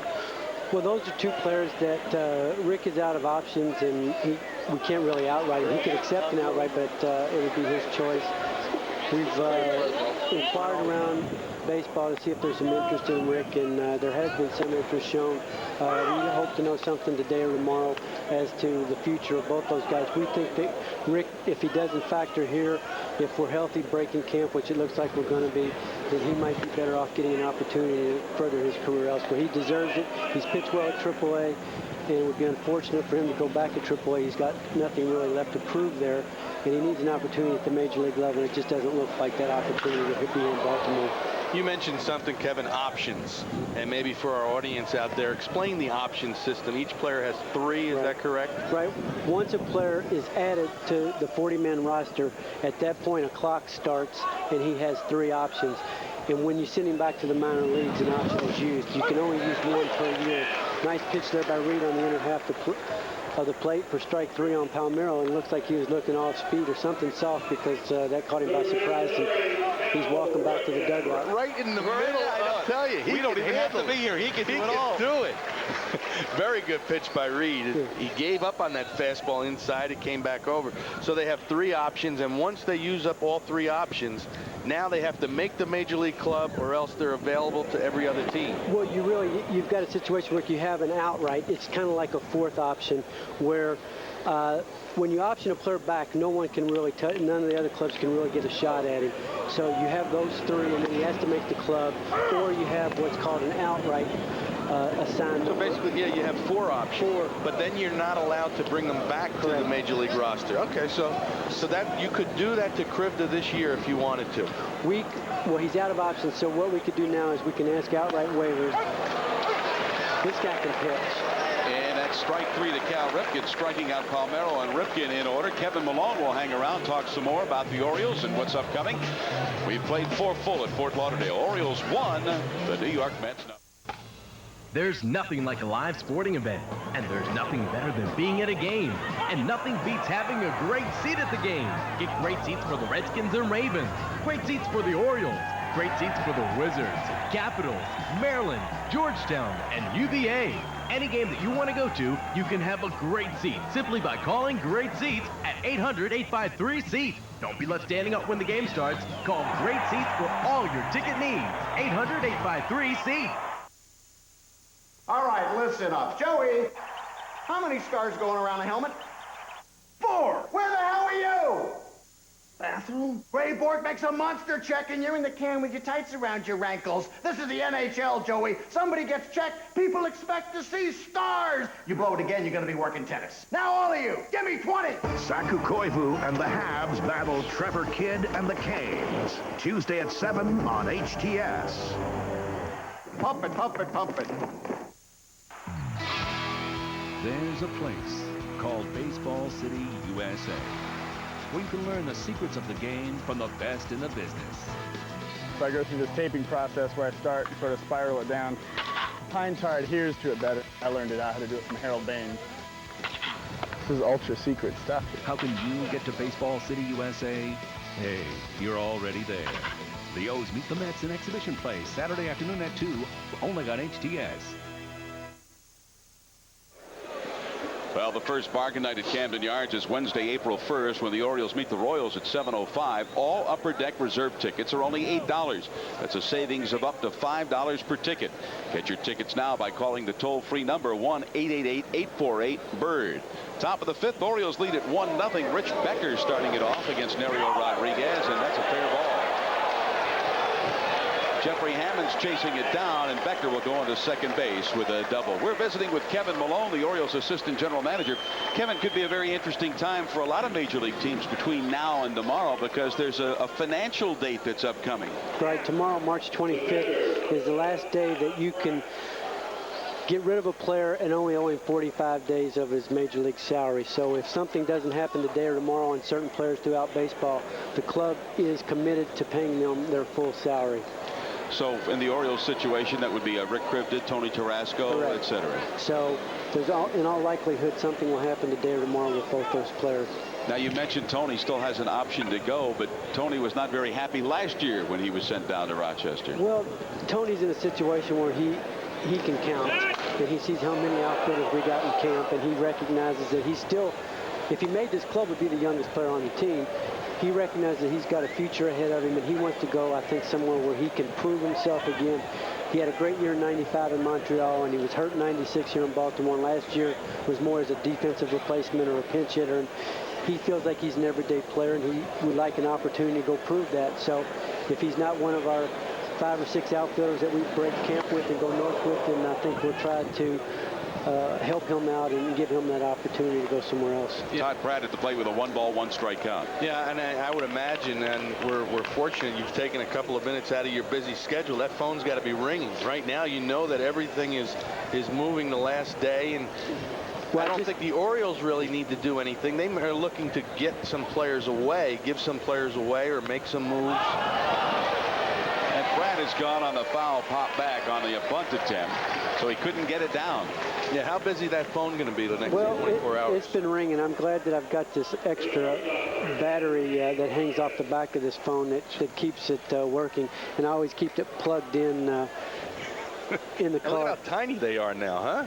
So you can hide them, and then you hear the phone ringing, and you look around. You could be right on the air, and I can make a deal while I'm sitting right here. I will. Call Chris Glass and see if I can. Well, let us know, because the ratings would even go higher to see how a trade is made on the air. Well, I was running up the stairs here and I about passed out with a lack of oxygen, and the phone was ringing as soon as I got here, and I started puffing and puffing. It was an agent calling, talking about one of his players, and he said, "Where in the world are you?" And I said, "I'm at the ball game." He said, "Doesn't sound like it." So sometimes these phones find you when you don't want them to. Exactly. Ray Ordonez at the plate with a runner at second. It's a 1-1 count now to Ordonez, the shortstop. Speaking of contracts, in the Post this morning again, they say it looks like Scott Erickson and B.J. Surhoff, Peter Angelos would like to have them signed to contract extensions by opening day. Where do they stand on that? Well, I think Mr. Angelos is in the process of discussing with their agents extensions, and hopefully that will get done within the next week. But Mr. Angelos is in control of that right now, and Pat and I spoke with Peter this morning, and I know he's working on that as we speak. So hopefully we'll have some good news in the next couple of days. Yeah, how big of a concern is that, Kevin? I mean, the team now is a veteran team, but you also have 13 guys on the last year of a contract. It is a concern, but I look at it as a positive, Rick. It looks to me, when you come to the end of the season, you can decide who you want to keep and who you don't. So to me, we're dealing from a position of strength, where a lot of people think, oh no, it's a concern you might lose 13 or 14 guys. Well, the Baltimore Orioles will not lose who they want to lose. If we want a particular player and the player wants to stay, it's going to end up the ball in the player's court. If he decides he wants to be an Oriole, we're going to make every opportunity to keep certain players, and maybe we'll look to upgrade on other ones. So I think it's a position of strength. How much talk has gone on now between Roberto Alomar's agent and Rafael Palmeiro's agent, and you and Pat and Peter Angelos? Brady Anderson on the run. Will he get there is the question, and he can't get it just off the glove. We'll have a tie ball game as Ordonez chasing Becker around the bases, and Ordonez goes into third with a triple. Brady with a long run on that ball. He didn't get quite a good jump. He froze for a second, and then I thought he made up some ground quickly, and it hit off of his glove. I thought he was going to make the play, but he didn't get a real good jump off the ball. And part of it was how shallow Brady was playing. Ordonez only hit .216 last year. He put a charge in this baseball. The wind's blowing straight in, and that's the reason Brady's playing so shallow, but that ball seemed to cut through the wind somehow. Maybe a jet went by and held the wind up there for a second. Kevin has the aerodynamics figured out all the way. Well, I've been sitting here for 3 years now watching these planes. It's amazing. I know, Rick, you own one of those out there. Yeah, I wish. But no, in speaking of Palmeiro and Alomar, Fred, you asked that question. I think Mr. Angelos has had some discussions with their agents. Jaime Torres is Robbie's agent, and Jim Bronner is Rafi's agent. So I know they've been on the phone and had some discussions. I'm not sure exactly where it's at, and we know it's all in good hands when it's in Mr. Angelos' hands. Here comes a try at the plate, and they have the pinch runner, Sean Gilbert, nailed. Boy, great call. Pitch out on the squeeze. You got your number 9 hitter. You might anticipate a little squeeze there. Great job by the Orioles in reading that. Now Ray Miller down there along with Mike Flanagan, and Ray is very wise when it comes to calling those kind of plays. Well, I think he knows Valentine, and last time we played the Mets, Valentine squeezed with Husky or hit and run with. I mean, he was doing a lot of things early in the game, so I think Ray is well aware of what Bobby might try to do there. Oh, here comes the phone. We might have a trade. I'm going to take my headsets off just to answer this. I'll be right back. Well, we may have only some on breaking HTS. Paquette at the plate with a 1-1 count. And this one's into left field for the base hit. So the Mets tried a little bit of a gamble. It didn't pay off, but it cost them a run here. Cost them a run. Paquette. Look at, maybe working a trade right there. Do we have a trade done? That was for pizza. That was for pizza. Fred Manfra and Rick Cerone to the Dodgers for Vinny Scully. Oh, jeez. When do we report? When do we have to leave? You've got the standard 72 hours. Okay. So call your wife and tell her you're moving to the City of Angels. Did you get the pepperoni on the pizza like I asked you? Yeah, there goes the plane. Is that yours, Rick? Is that the one? That one's a little too small to be mine. Fred, no, it was really your wife. She wants you to bring home some milk and bread. And Brian Mcrae at the plate, and Mcrae takes ball 1. So Paquette at first. We're in a tie ball game, top of the 5th. It was a Becker leadoff double, and then Ordonez tripled him home, but the pinch runner Gilbert coming to the plate was tagged out by Charlie Green, and then Paquette singled. 2 out, a run in, and Paquette at first base, a 2-ball, no-strike count. Terry Matthews has been throwing in the Orioles bullpen. I'm glad you brought that up, Fred. I would like to, this is just from my heart, urge the fans out there to really give Terry a chance this year. I know, nice play. I'll finish that up, Fred. I've got another half inning, and then I'm going to see a high school prospect down the road. So would that be all right with you? Yes, sir. We would welcome Rick, you to how stay. about, is that okay? I don't know how our ratings will take it, but yeah, if you have to do that, you have to do it. The line drive to Palmeiro ends this top of the 5th. The Mets score a run. The Mets and the Orioles, after 4.5, tied at 1.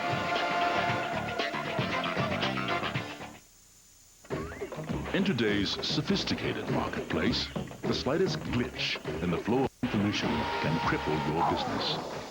Fortunately, one communications giant is fielding the solution.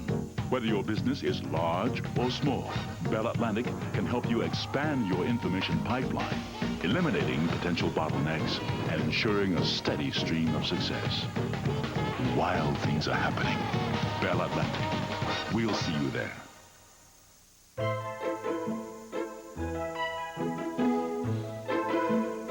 There's no book that tells you how to feel completely alive. However, there is the Katera Owner's Manual. Katera, the caddy that zigs. See your authorized Cadillac Katera dealer today. Honey, we really need a new TV. A Mitsubishi big screen? You read my mind. It's not difficult. You know, for the family. Right. Well, I guess it wouldn't hurt to look. They've got a great deal at the big screen store. We don't pay anything for 13 months.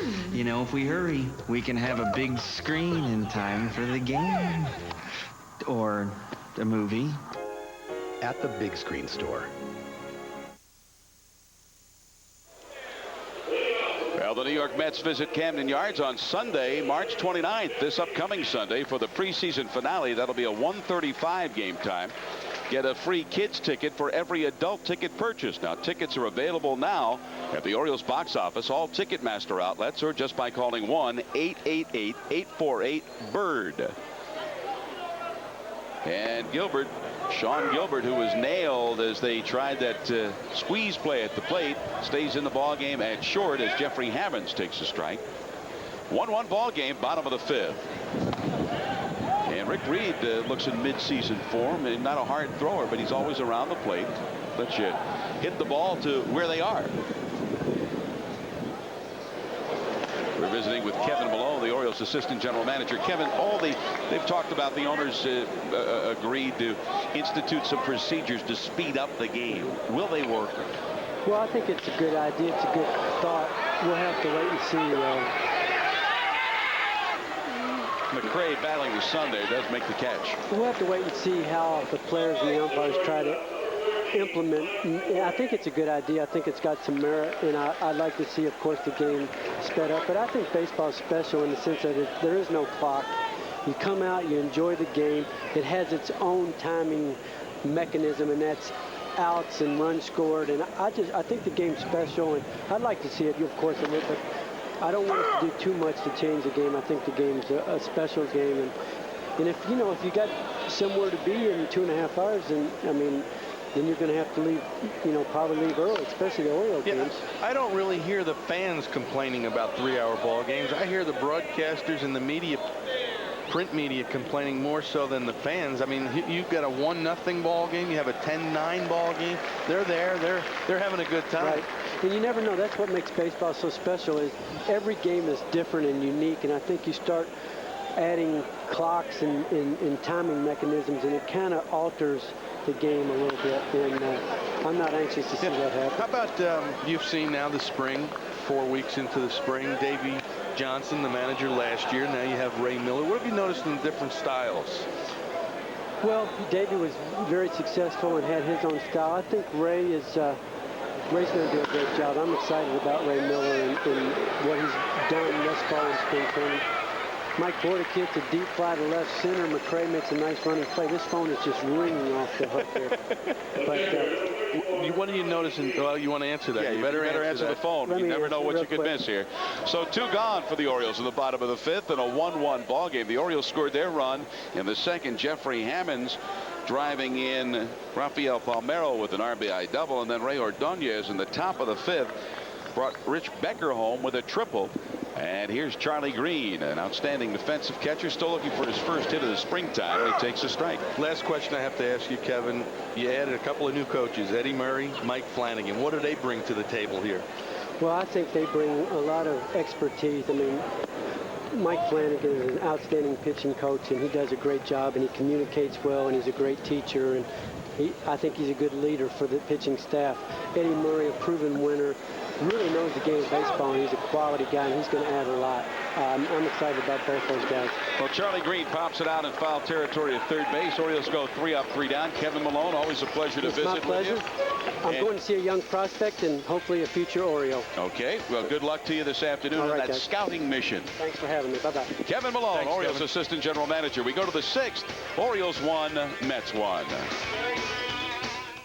I'm not unreasonable. I just want everything. That's why I got Digital Choice Service from Bell Atlantic Mobile. It has voice-activated dialing. I say, call Janet, call Dad, call the waiter. And it dials. The first incoming minute is free. Plus, I get all these cool features on an advanced digital network. So my phone works here, here, and everywhere in between. For monthly access under $20, including airtime, that's not unreasonable. That's Digital Choice. I'll have everything.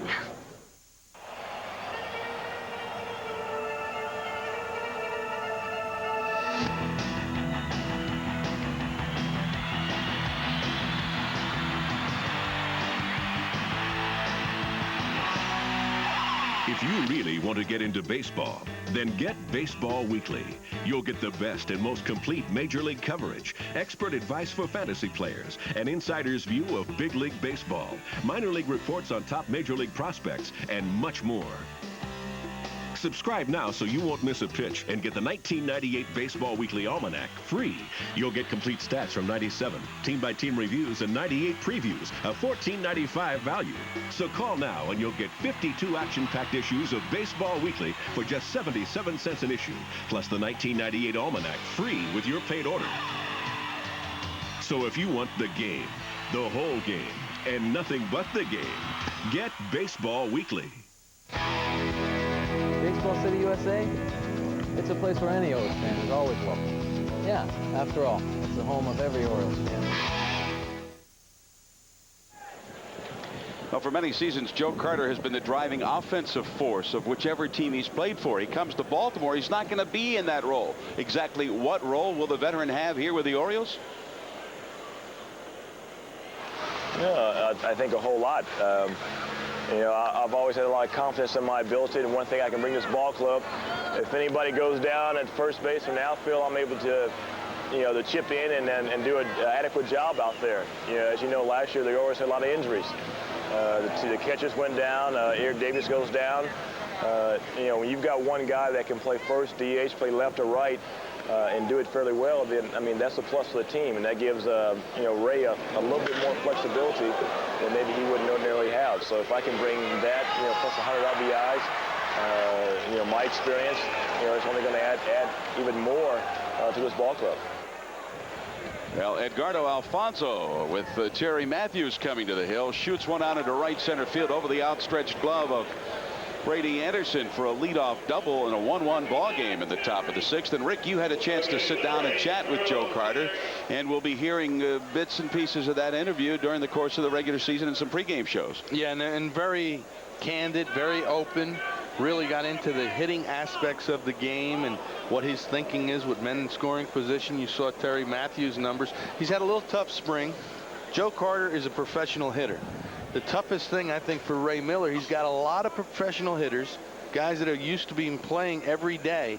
That might be a little difficult as the season wears on. Well, what Joe now is doing is he's here DHing today for the Orioles, but Ray Miller says between now and opening day, he wants to get him a lot of at-bats down here in Florida, and then, of course, in that exhibition game in Baltimore. But he wants him to get a lot of ABs, and maybe Eric Davis won't get as many at-bats till the opening day. And Ballerga has a 1-ball, 1-strikeout after fouling that one off. Yeah, one little thing that's missed down here, the Orioles, an American League team, of course, but many National League games. Here they're playing the Mets. They're at home. They get to use the designated hitter. But when they go up to Jupiter, they play the Cardinals in Montreal. No DH. So really the at-bats have been few and far between for Joe Carter, and they want to get him more at-bats this last week of the season. The Matthews delivery to Ballerga high. Another thing that Ray was complaining about, quite honestly, was the fact that the minor league camp is all the way across the state in Sarasota. He said if the minor league camp were here, he could allow maybe a guy who wasn't making a road trip to go to the minor league camp and play in a game against the minor leaguers and maybe get sometimes 8, 12 bats in a day. Yeah, lead them off and just keep hitting. Because in those minor league camps, you have the AAA game, the AA game, and a single A game, rookie game. It didn't matter. Just as long as guys can get in there and get some quality at bats, get yourself ready for the season. 2 balls and 2 strikes to Ballerga. Now there is a plan afoot here in Florida, at least in the early planning stages, to have a minor league facility in Pompano Beach. Ballerga reaches for it. Brady on the run. He can't get it. Stopping at third base. Now being waved in after Brady drops the ball is Alfonso, and it's a 2-1 lead for the New York Mets. Alfonso was going to stop at third, but Cookie Rojas, the third base coach, was watching Brady. The ball bounced to Brady. He dropped it, and Cookie Rojas start waving that arm around, and Alfonso took off to the plate, and the Mets have the lead. Matthews again up in the strike zone. Looked like the changeup. Ballerga didn't try to pull it, just take it right back up the middle. Good job by Cookie Rojas. He was going to hold the runner. That's why the third base coach watches him all the way. See, Alfonso doesn't think he's going to score, and now all of a sudden turns it on and scores easily. So Terry Matthews continuing to struggle here, and Rick Parker has gone into pinch run at first base, and Parker draws an immediate throw from Terry Matthews. And Terry, when he's up, is when he gets hit, and he has been up this spring as Norm Charlton is now throwing in the Orioles bullpen. Another quick throw to first, and Parker's diving in.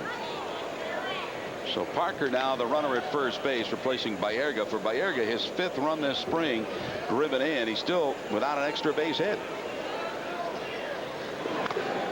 And Spear coming to the plate for the first time as he came in as a pinch runner for John Olerud in the 4th inning. And Spear with a 1-strike count. Tim Spears had a good spring. Came in here hitting .480. 12 hits in 25 at bats. 3 home runs and 6 runs driven in. So Spear with his first at bat of the afternoon. And there goes the runner. Parker popped up. Bordick is calling. And the Orioles shortstop makes the grab for the first out, and Parker retreats to first base. Well, Nerio Rodriguez was really impressive in his 5 innings of work. Rick Cerone, he allowed 1 run on 5 hits, 3 strikeouts, and 0 in that walk column. Yeah, and I'll tell you, he was impressive. I like the way he showed his fastball inside to the Met hitters. Not scared to pitch inside. Good hard slider off the plate. Very impressive. You wonder in the back of their mind, are they saying as well as Rodriguez has pitched and as much as Terry Matthews has struggled down here, is there any opportunity for Rodriguez to make this team? Well, I would suspect that Ray will go the extra mile for Terry, because as we heard Kevin Malone, the Orioles assistant general manager, say they want him down in Rochester starting. And he would be your 6th starter basically, and stays ready if anything develops further with Kamenicki's back. If he's not able to go, then you have a Rodriguez you can just pump into your rotation and you don't miss a beat. There goes the runner Parker. He may avoid the double play by the hit and run as Bordick throws to first, and they do. That would have been a perfect double play ball, but Parker was off and running as Husky bounces out to the shortstop. Parker at second base.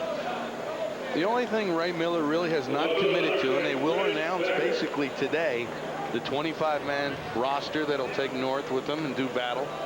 whether they'll carry 12 pitchers or 11 and carry Ozzie Guillen as the extra utility player. It's almost everybody down here you talk to feels that it's Ozzie who'll be headed north. I think Ozzie feels he's going to be heading north. He may have already been told, but won't let on just yet. And part of that reasoning, Doug Johns, who we may see today, he pitched yesterday, but he has really impressed the Orioles staff. Maybe carrying an extra lefty. I know they do have 3 lefties in the bullpen already, but they're pretty good options for the manager late in the ball game.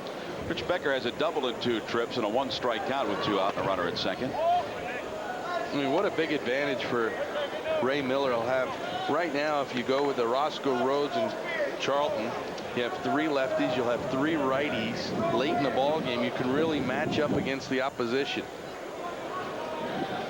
1-1 the count to Rich Becker in a 2-1 ball game. The Mets have taken the lead here with a run in the top of the 6th. Now it's a 1-2 strikeout to Rich Becker. Yesterday, as you mentioned, Doug Johns pitched. He gave up 1 run on a couple of hits. He worked an inning, but the sinker was working and the hits were not hit hard. They were ground balls that just had the right eyes to get through the infield. 2 out, runner at second. A 1-2 delivery to Becker. Slammed into left field. Rojas holding up the runner as B.J. Surhoff quickly comes up with the ball and gets it into Cal in the middle of the infield. So Parker, who came on as a pinch runner, he was motoring around third base, and Cookie Rojas went up with that quick stop sign. Quick stop sign. Great job of hitting by Becker.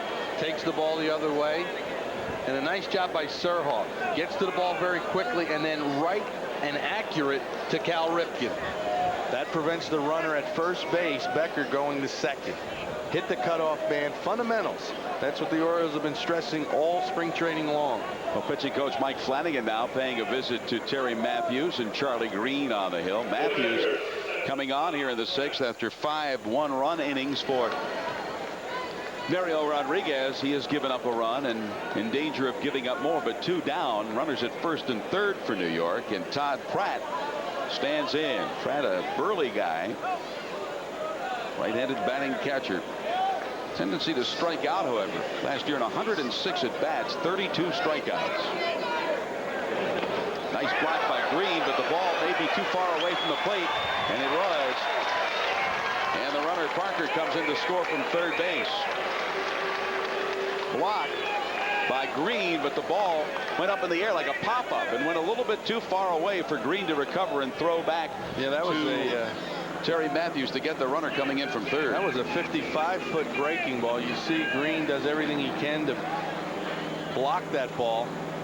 Gets down there and just catches off his thigh and to the right side. That's a good job of base running by Parker, reading how far away that ball went from Green, the catcher. And the runner Becker went down to second base. A ball through the legs of Ripken into left field.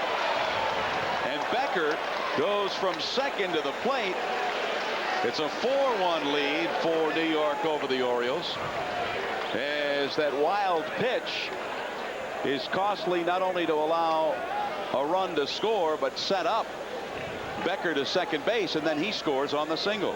Actually, the error by Ripken, because there was a ball that Cal should have had and normally would have.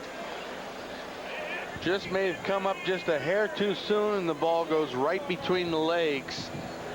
Funny in-between hop for Ripken. So the error charge to Cal. And that allows the runner to score from second, again low from Terry Matthews. So Becker scores. On at first is Pratt. And the Mets have scored 3 runs here in the top of the 6th. And they have a 4-1 lead.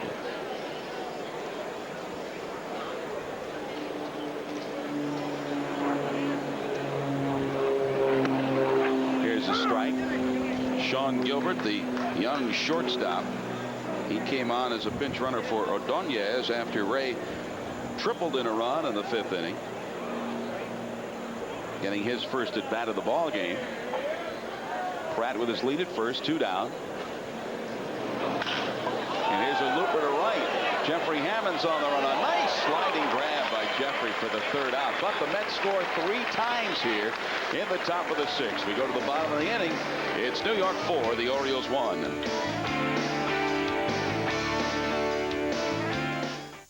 Next stage, next stage, next grade, next way.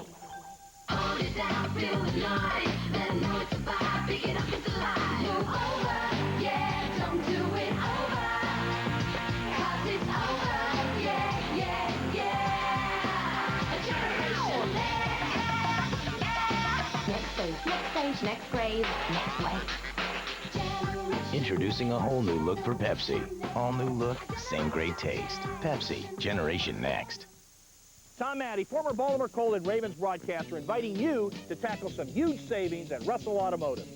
Over the years, my family has bought a number of cars and trucks from Russell Toyota. And believe me, their quarterbacks will pass you great deals on all their Toyotas, Mazdas, Subarus, Volkswagens, Buicks, and BMWs.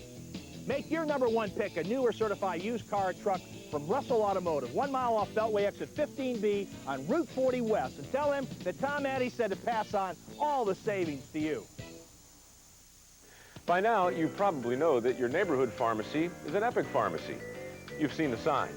Now, the Epic sign may look the same wherever you go, but each Epic pharmacy is a little different.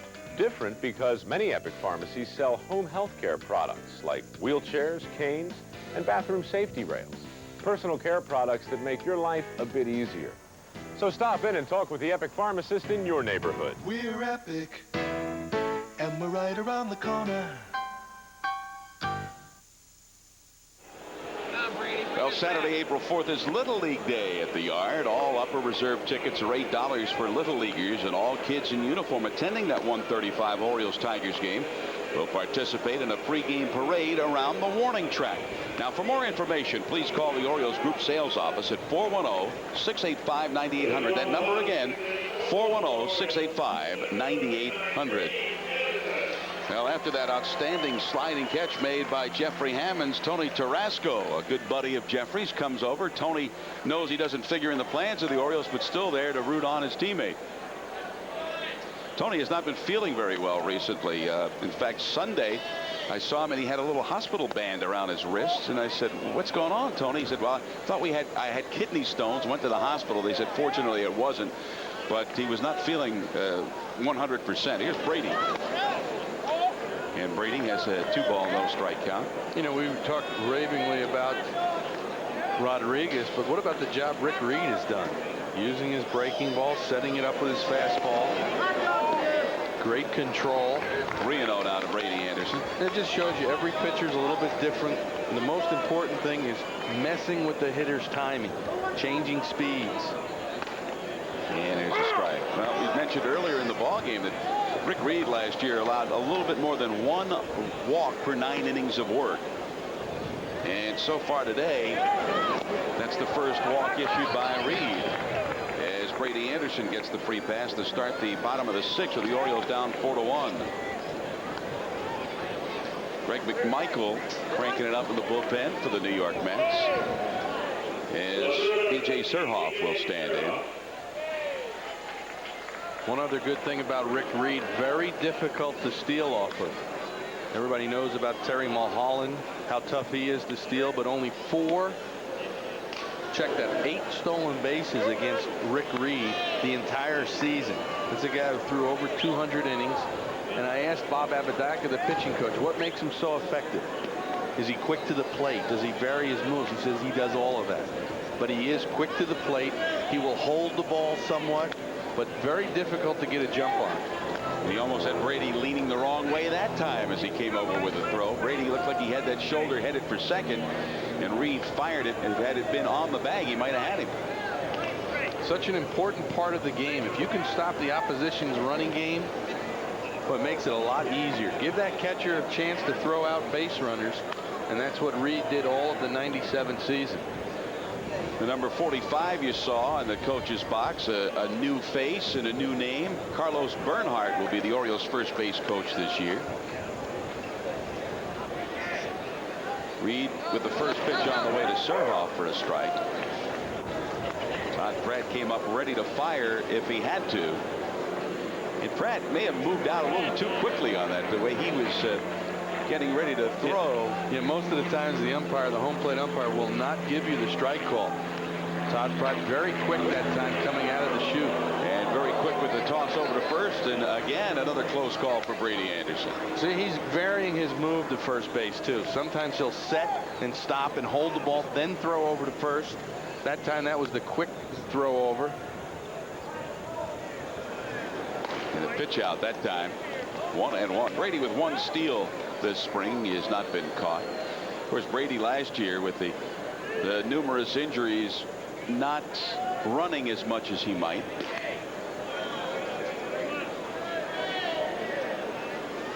The 1-1 pitch. Strike 2 on the inside corner. And you wonder, how do you get to the ball to the plate a little bit quicker? If you watch Rick Reed's delivery, very low leg kick, doesn't waste a lot of time, gets the ball to home plate in a hurry. 1-2 to Surhoff. Nobody down. Another quick throw to first, and Spear puts down that tag, but Brady had the hand on the bag. Second baseman is shading toward the bag at second base for the Mets. They'd like to get a double play ball from Reed. Strike 3 call. Good pitch from Reed. He got that call the pitch before on the inside corner. He got the call from Marquez, and he said, I'll try it again, see what happens. Well, I like that too, because you backed it up. 2 fastballs in the row on the inside part of the plate. Most hitters, once you come inside, they're saying, okay, now he's going back away. Watch the pitch. BJ might give up on it a little bit. It has a little tailing action. You think it's going to wind up inside, but it stayed right on that inside corner. BJ didn't think so. And here's Roberto Alomar looking for his first hit this afternoon. Another pitch out called for as Bobby Valentine anticipating some running by Brady Anderson. I was in the clubhouse today. You see the bat that Robbie's using? It's a Carolina League bat. It's called Carolina Clubs, made right here in West Palm Beach. And Robbie was raving about the wood. He said, you see the bat I'm using in the game? I've used it the entire spring. Wow. And I said, you mean it's not chipped? It's nothing? He says, it's hard as a rock. That's the biggest thing. Players go through a lot of bats. And I was playing with it, touching it. It almost had a finish like some of those Japanese bats that you have, the extra lacquer they put on. But if you can get a bat you like and it doesn't splinter, wow, that's something special. Alomar checks the swing, but takes the strike. 1-2 to Roberto. Yeah, you know, season ago, Rafael Palmeiro had a batch of bats that was terrible. It seemed like every swing he'd crack a bat. And these guys want that solid wood, the kind that isn't soft. And there's a good fastball from Reed. Second consecutive strikeout for Reed. That's strikeout 5 this afternoon. Reed not normally a strikeout pitcher. No, but what he's doing, he's moving the ball around.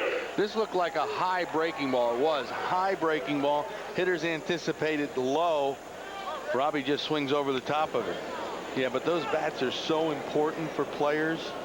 And I remember when I was playing, you could only use 1 or 2 bats. It was Louisville Company or Rawlings. Now you have 13 approved Major League bat companies.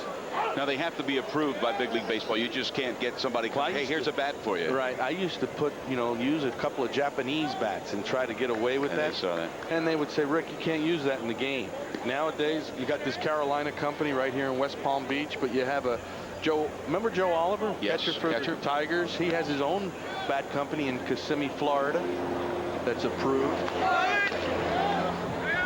Now Brady was going, and it's a 2-strike count on Joe Carter. Yeah, I found it very interesting in the Orioles clubhouse. They had 1 bat too. It's the model, and it had like the little dowels on the top. It wasn't even finished yet. No finish. You see the black finish there. Many different colors of bats they use nowadays, and some players like pine tar, other guys like rosin. But it's like, I mean, you don't want anybody to fool with your bat.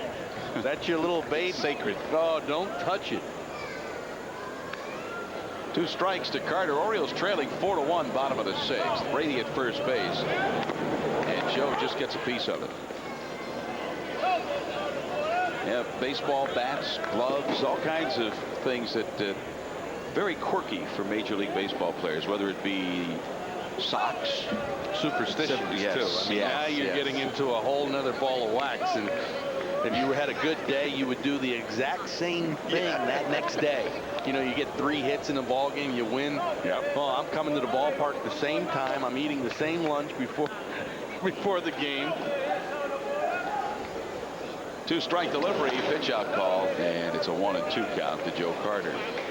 And you know, a lot of players won't admit to being superstitious, but they're full of it. I mean, it goes all the way to what you wear underneath your uniform. Oh, I got a lucky T-shirt. I'm staying with it. I like the ones that will go on the show, pregame show. They'll get 3 hits and they'll want to go on the next day. The ones that go 0 for 4, I'll never do it again. It was because I went on a pregame show that I was 0 for 4 this afternoon. There goes Brady, and Carter skies it foul down the left side. Coming over on the run is Becker.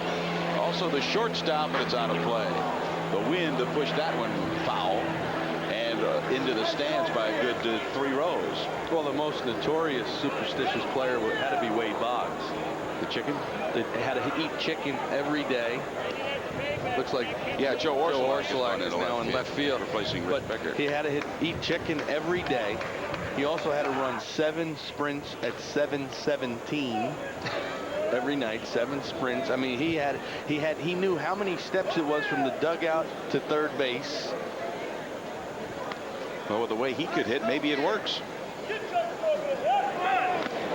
that's strike 3 for Joe Carter. And the 6th strikeout for Rick Reed, who probably has had his day of work over. We go now to the top of the 7th inning. It's the Mets 4 and the Orioles 1. Millions of onlookers turn out to eye the Queen of England as she prepares for her coronation. Forced to stop at drafty Buckingham Palace to obtain the crown jewels, she would rather secure them at Easy Store self-storage. Bet you didn't know that. Always attempting to keep a step ahead while vacationing in the United States, Filipino exile Imelda Marcos could have found a safe haven for her 62,000 pairs of traveling shoes at Easy Store self-storage. Bet you didn't know that.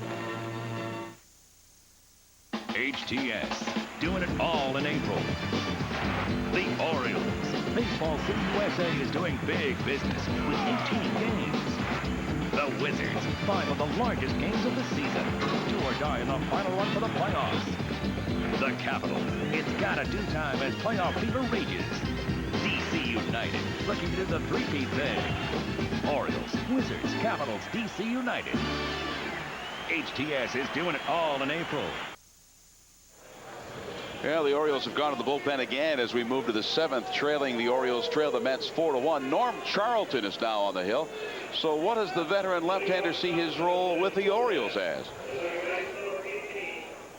Doesn't matter at all. I mean, the guys in the bullpen, you look down there at the arms we have and the people we have and the attitudes and the talent. Randy had a great year, going to be tough to replace, but so again, you look at the guys we got down there. I think as a bullpen we can do it. And it doesn't matter, you know, if I have 100 saves or if I have no saves, or Armando or Arthur or Millsy or Terry or Jesse. You know, it doesn't matter who has them as long as we're winning ball games and we're putting games away for the starters. You know, when they give us a lead in the 6th, 7th, 8th, 9th, 15th inning, as long as we put the game away at the end of the year, you know, we're in the playoffs.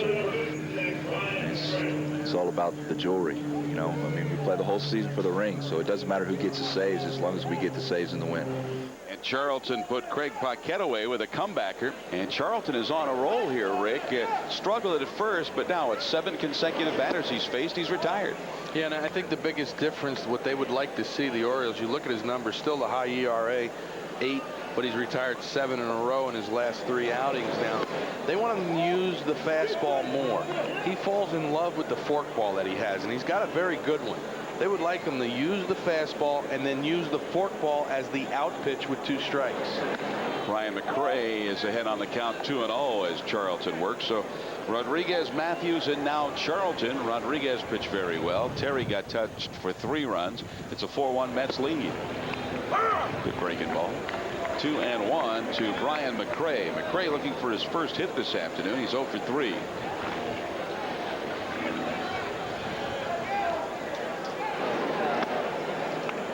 Strike 2. Count evens at 2 balls and 2 strikes. See, now he's used the fastball to get back even. 2-2 count. Now is where they'd like to see him go ahead and use the forkball for your out pitch. And it hit Mcrae on the knee, as indicated by the home plate umpire. So Mcrae was on at first base after being hit by the pitch with 1 down. The Mets have a runner at first. And that was the forkball, just got away from Charlton. See, Mike Flanagan, the pitching coach, has been stressing, make sure you be aggressive with your fastball. Go after hitters. And here comes Jim Tatum to the plate for the New York Mets. Tatum hitting .257, 9 for 35 this springtime as Mcrae draws a throw from Charlton. Greg McMichael really tossing hard now in the bullpen for the Mets, so Rick Reed can be very satisfied with his 6 innings of work, allowing a run on 3 hits.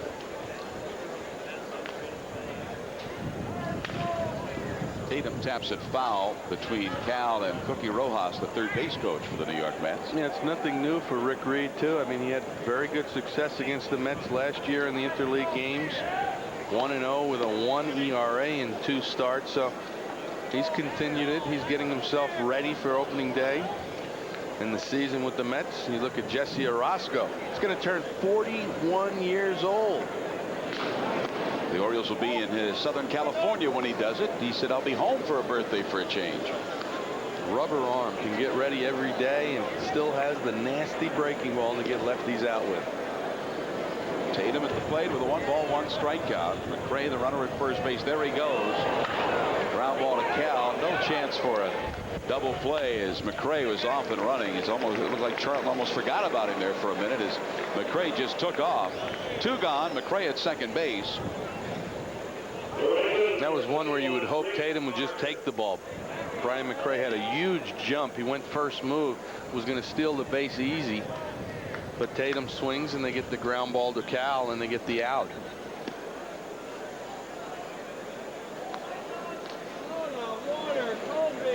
Here's Rick Parker to get his first trip to the plate. Nice scoop by Charlie Green. Orioles trail it by 3, 4-1. Top of the 7th. The Orioles will see the New York Mets 3. Well, this will be 2 more times after today. And Charlton just makes the move to get Mcrae back to the bag.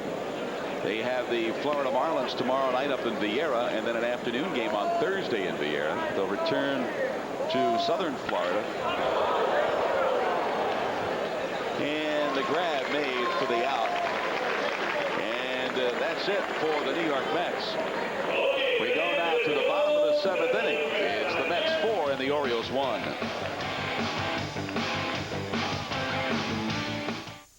Do you need a new car or truck but feel like it's just too much of a hassle? Relax. Experience Apple Ford in Columbia. At Apple Ford, you'll be treated with respect. Are you concerned you'll pay too much? Relax. Apple Ford can offer you $98 under invoice on any new vehicle in stock with a tremendous selection to choose from.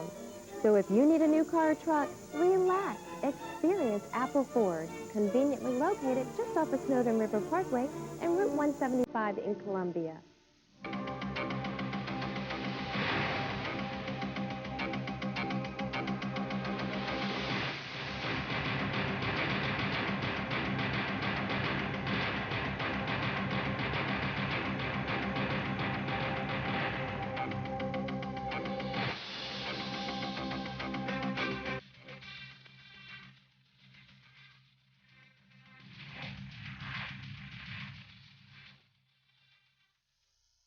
When news breaks, we are there.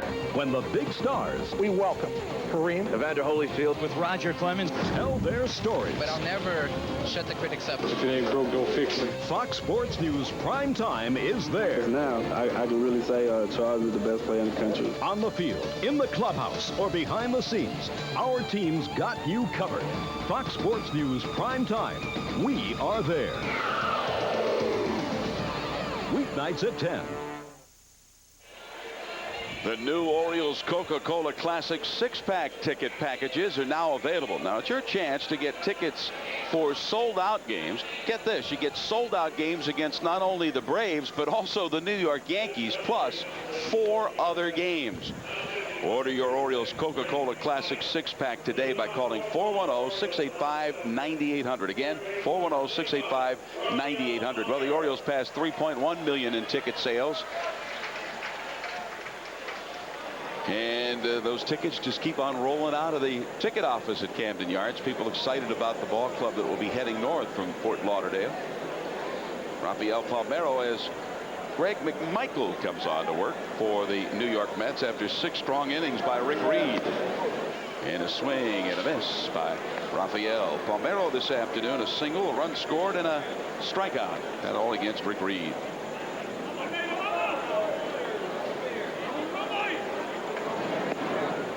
1-1. McMichael last year finished strong.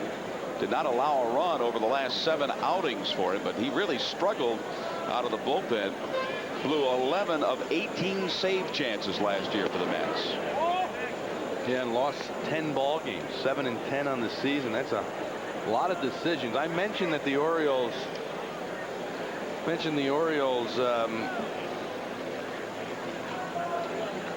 the Mets won an awful lot of ball games late in games, but they also lost some ball games, and we just got a press release. And it's hot off the wire. It says Rick Kribda today claimed on waivers by the Cleveland Indians, and Tony Tarasco claimed on waivers by the Cincinnati Reds. So maybe that's what those phone calls were. Here's Palmeiro driving one deep to center. Mcrae squares to the plate and makes the grab. The center fielder puts him away. So maybe all those phone calls, Kevin was doing a good job of. Well, I think it's good for both players. Yeah. They get an opportunity to get in the big leagues. One of the teams, the Cleveland Indians, you know, Rick Kribda might be put right in that rotation. There was some talk about the Mets. Brian Bohannon may be going to the Indians, but John Hart pulls the deal. They claimed Rick Kribda off the waiver wire. And Tony Tarasco goes to the Cincinnati Reds. Well, Pat Gillick says this is a fresh start for Tony and Rick, and we wish them nothing but the best. Unfortunately, with the depth and experience on this year's club, there was simply no room for them at the major league level. End of quote by Pat Gillick, the Orioles general manager. Here's Cal with a 1-strike count. The McMichael pitch. Charging is the shortstop, and Ripken is out number 2. So Cal is gone. So the word is Kribda claimed on waivers by the Cleveland Indians, and Tony Tarasco claimed on waivers by the Cincinnati Reds. It's always a tough time in spring training this last week. Managers hate it because there's guys, even a guy like Ryan Miner, he knows he's going to the minor leagues, but it's still going to be tough to tell him, as well as he's played down here. Nerio Rodriguez, how well he has pitched down here. But you're going to have to make those tough. Come on into my office. Listen, I'll sit you down. You did a great job, but there's just no room for you here. Jeffrey Hammonds with a 1-strike count, bounces a foul. Jeffrey this afternoon has driven in the Orioles' only run. It was a double in the 2nd inning. Jeffrey with a dozen RBI this spring has a 2-strike count as McMichael has retired Palmeiro and Ripken, and now 0-2 to Hammonds. We're in the bottom of the 7th, 4-1. The Mets in front of the Orioles. Out of play to the right side. Well, we were talking to Kevin Malone, the assistant GM for the Orioles, that this is a very busy day. Every team is in the same situation. Players out of options. Phone lines are open. We heard it right here. Phone rang twice during the Kevin Malone. And they're trying to make moves because as of tomorrow, if you're on the major league, if you're still in camp, your salary is guaranteed for the 98 year. If you're let go today, teams would only have to pay you 1/6 of your salary. Hammonds with a 1-ball, 2-strike count. McMichael delivers with 2 out. Even now. Oh, geez, we have Sam Perlazzo wired so we can listen in, but he hasn't had too many people to talk to other than Ken Kaiser. Well, as good as Rick Reed has done, he's checking out times and seeing how the game's going, but not a lot of company today at third base. Count runs full now to Jeffrey. So Hammonds with a 3-ball, 2-strike count. Mordick is on deck. Orioles down by 3 Orioles have managed only 3 hits against Mets pitching this afternoon. Hammonds hangs in there. I just want to clarify one thing for our listening audience. When we talk about the contracts become guaranteed tomorrow, what that really means is if you don't, as a player, have a guaranteed contract. Many players sign guaranteed contracts in the offseason. They're guaranteed then. But now players with not guaranteed contracts, they become guaranteed tomorrow if you're still here in big league camp. So McMichael issues a 2-out walk to Jeffrey Hammonds. That's the second Orioles free pass of the afternoon. Rick Reed, over his 6 innings, allowed 1 walk, struck out 6, and gave up 3 hits and 1 run. Now Bordick will stand in.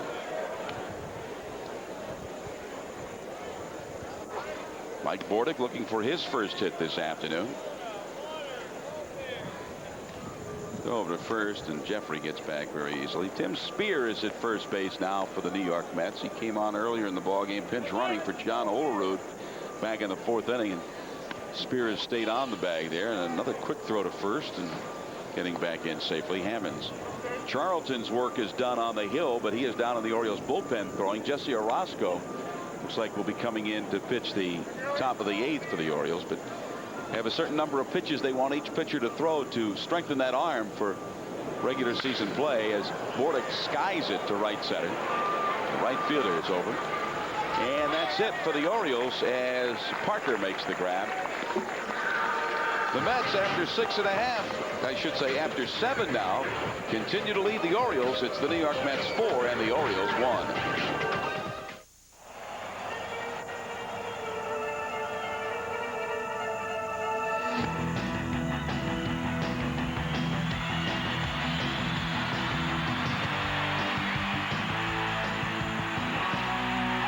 If you really want to get into baseball, then get Baseball Weekly. You'll get the best and most complete Major League coverage, expert advice for fantasy players, an insider's view of big league baseball, minor league reports on top Major League prospects, and much more. Subscribe now so you won't miss a pitch and get the 1998 Baseball Weekly Almanac free. You'll get complete stats from 97, team-by-team reviews, and 98 previews, a $14.95 value. So call now and you'll get 52 action-packed issues of Baseball Weekly for just 77 cents an issue, plus the 1998 Almanac free with your paid order. So if you want the game, the whole game, and nothing but the game, get Baseball Weekly. There's a place called Baseball City, USA, where you can learn the secrets of the game from the best in the business. So I go through this taping process where I start and sort of spiral it down. Pine tar adheres to it better. I learned it out how to do it from Harold Baines. This is ultra secret stuff. How can you get to Baseball City, USA? Hey, you're already there. The O's meet the Mets in exhibition play Saturday afternoon at 2, only on HTS. Late in a spring training ball game, changes for the Orioles. Jesus Tavares is in center field. In right field, P.J. Forbes, normally an infielder, but he's getting some time in right field. Ryan Miner has replaced Cal Ripken at third base.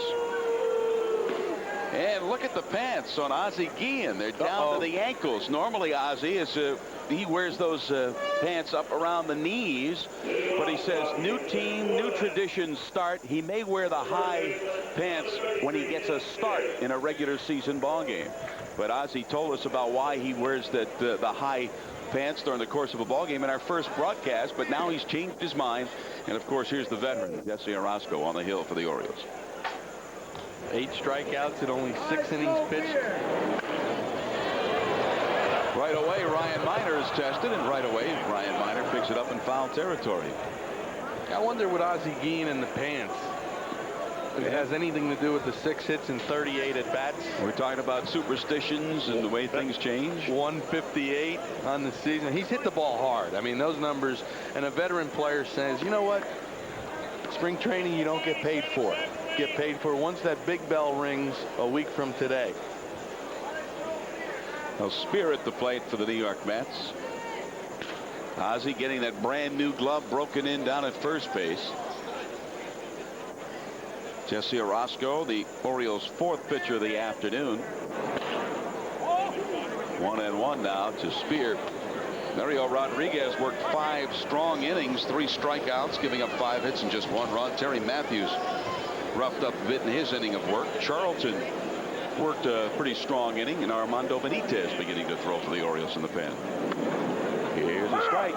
See, I don't think Jesse Orozco's ever been given the credit he really deserves. Everybody talks about the big sweeping breaking ball, a lefty specialist, but his fastball's still sneaky enough to keep you off the breaking ball. He just gets the ball and throws it. He's been doing it for a long time. Here's the 1-2 pitch. Count is even at 2 balls and 2 strikes on Spear.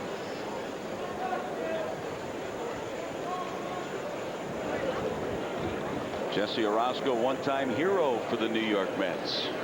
Who could forget 1986? Remember when they won? He was on the mound. The glove went up in the air, and then the celebration. Here's the 2-2 pitch. Forbes on the run, and he circles, and he makes it. Diving catch. Well, the wind playing tricks with a youngster. Normally, as we said, an infielder, but he's out in right field. And what do you know? He gets tested, and he's got the smile. And the one good thing, he never took his eye off the baseball. Hustling all the way. Sometimes guys out of position make the greatest plays. Yeah, he made a good one that time, as Spear is retired. Butch Husky, the DH, with his 4th trip to the plate. He's 0 for 3. Jesse Orozco started his career, the big league career, with the New York Mets. Then he pitched for the Dodgers in '88, went to the Indians, worked for them in '89, '90, and '91. Then spent time with the Milwaukee Brewers from '92 through '94. And a lot of people said his career was over then. But he's pitched strong for the Orioles since coming to Baltimore in '95. Well, you look at a couple of the relievers that's still pitching. Jesse Orozco, Dennis Eckersley, Big Lee, Arthur Smith, working in their 40s. I think the conditioning, every team has a strength coach. We mentioned Tim Bishop today. They work harder. They keep themselves in better shape. Husky chops it toward Minor, and the third baseman cannot field it. Now Ryan looked like a very easy play, and he just muffed it. And he knows it. Well, we talked about Forbes not taking his eye off the baseball. This time, little routine play. You got to keep your eye on the baseball. Let's watch his eyes. Let's see if he just moves his eyes off of it. Couldn't really tell. I don't know if the wind played with it, but that's a ball that he usually catches. Well, here's Joe Orcelek now. Orcelek with his first at-bat of the afternoon. Joe, former Oriole, lives in Cockeysville. May be an odd man out with his New York ball club. Lots of talk about trading Orcelek to a team that he'd probably fit into a contender type ball club much better than this Mets ball club. Yeah, he's always a guy that you like to have on your team, especially a winning team. Can pinch hit for you, play a lot of positions, steal a base. And he takes ball 1. Joe Orcelek, as the Mets arrived, came right over to the batting cage while the Orioles were taking BP, started chatting with Cal Ripken, a former teammate. Of course, he's got a lot of former guys that he knows from the Baltimore ball club. Here's Ozzie Guillen. Could he start a double play? And out at second base says Ken Kaiser. And Kaiser motioning that the runner, Husky, went out of the baseline. Well, I think that's what happened to Bordick. Husky sliding way inside the line might have blocked the view of Bordick. Guillen does a nice job. Not familiar with playing with first base, gets rid of it quickly. Look where Husky is. I mean, he is way inside, and Ken Kaiser, again, we saw it the other day where a phantom tag at second base. Look at Husky, way in the line, blocks the view of Bordick. Good call by Kaiser. And then Butch Husky came up and was arguing that he didn't run out of the base path. It all depends what base path he was used to. I don't know, maybe a softball base path or something when you bring the bases in, but he was on the grass. Todd Pratt. And Jesse has it. Nice move by Jesse Orozco as Joe Orcelek is caught napping. Orozco with that great move looks back at Orcelek. Has a bit of a grin on his face as he heads to the Orioles dugout. And Orcelek was just caught. That's it for the Mets in the top of the 8th. They lead the Orioles 4-1.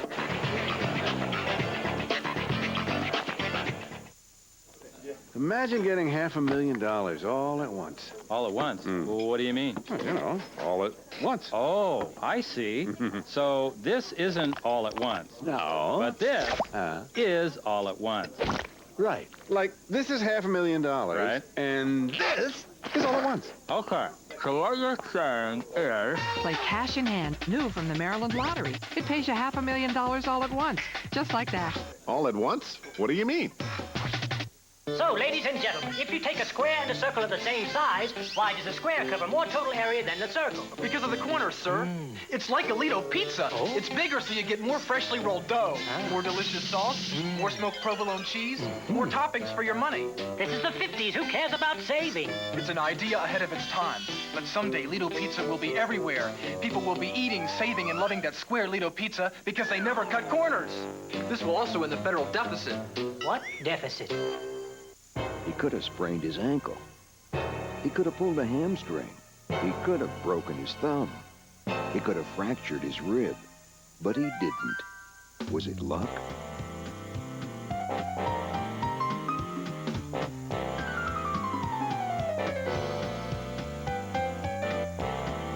Hey, you are what you drink. Milk. It's a natural.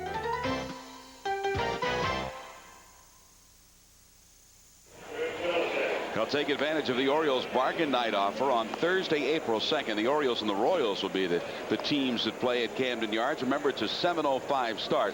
All upper deck reserve tickets, just $8. That's a savings of up to $5 per ticket.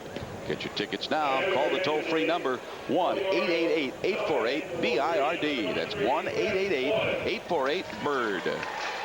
Chris Hoyles comes up to act as a pinch hitter for Charlie Green. And Rick Cerone, a veteran right-hander, is on the hill for the New York Mets. Cerone making his 8th appearance this spring, 1-0 with a 2.53 ERA. And ball 1 to Chris Hoyles. Yeah, Cerone spent time last year in the Boston Red Sox bullpen. 3-4 on the season with a 4.63 ERA. And then came over to the Mets, got some action with them in the big leagues. 1-1 to Chris Hoyles. 10 for 33 this spring. He's not homered. He has 6 runs driven in.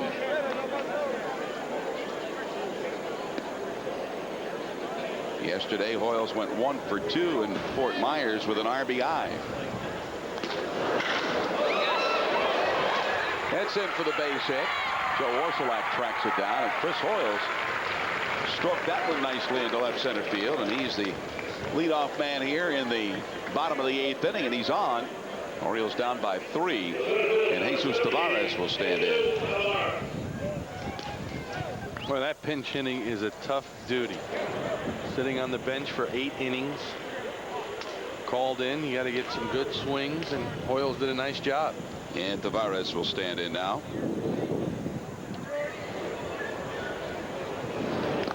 Jesus has impressed skipper Ray Miller here in spring training. As Ray said, he won't make the ball club heading north, but during the course of the year, with injuries that could crop up, he might be a call-up from Rochester. Well, that's what spring training is all about, especially for younger players. Impress the staff. Then they don't hesitate. If you have an injury, you don't have to go outside your organization. They get Hoyles at second base. A nice play. A tough throw with that runner going into the bag at second. But Tim Spear made a nice toss to the shortstop covering, and they get Hoyles, the lead runner, and Tavares is at first base.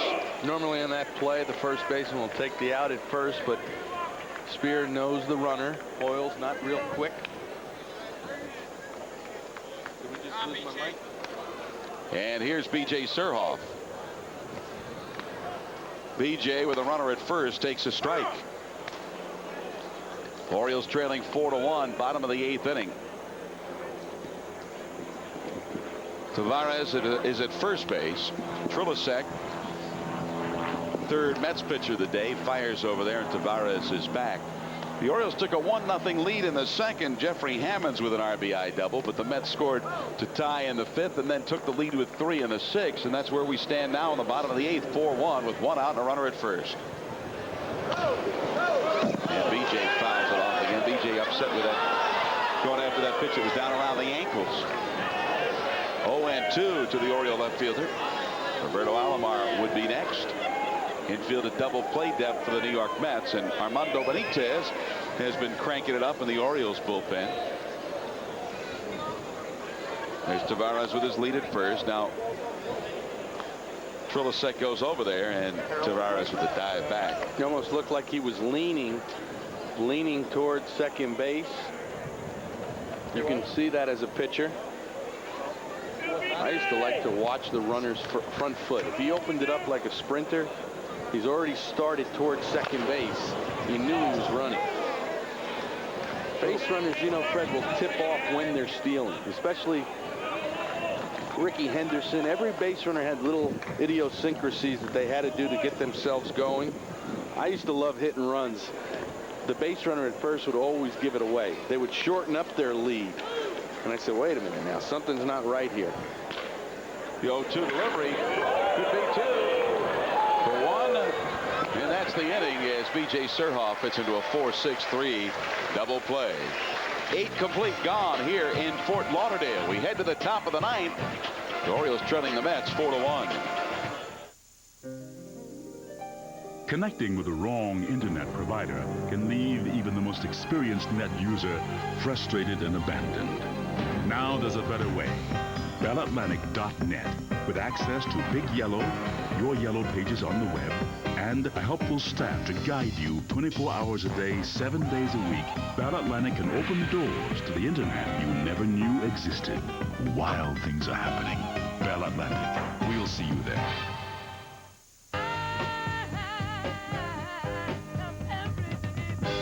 Get one of the world's best quality automakers to refine and perfect a single automobile for 30 years, and this is the result. Toyota Corolla. It's everything you'd expect and more, because now Corolla's all new, bigger with more power and safety features like side impact airbags, yet priced $1,000 below last year with a special low payment lease available. No wonder Corolla is the best-selling car in the world.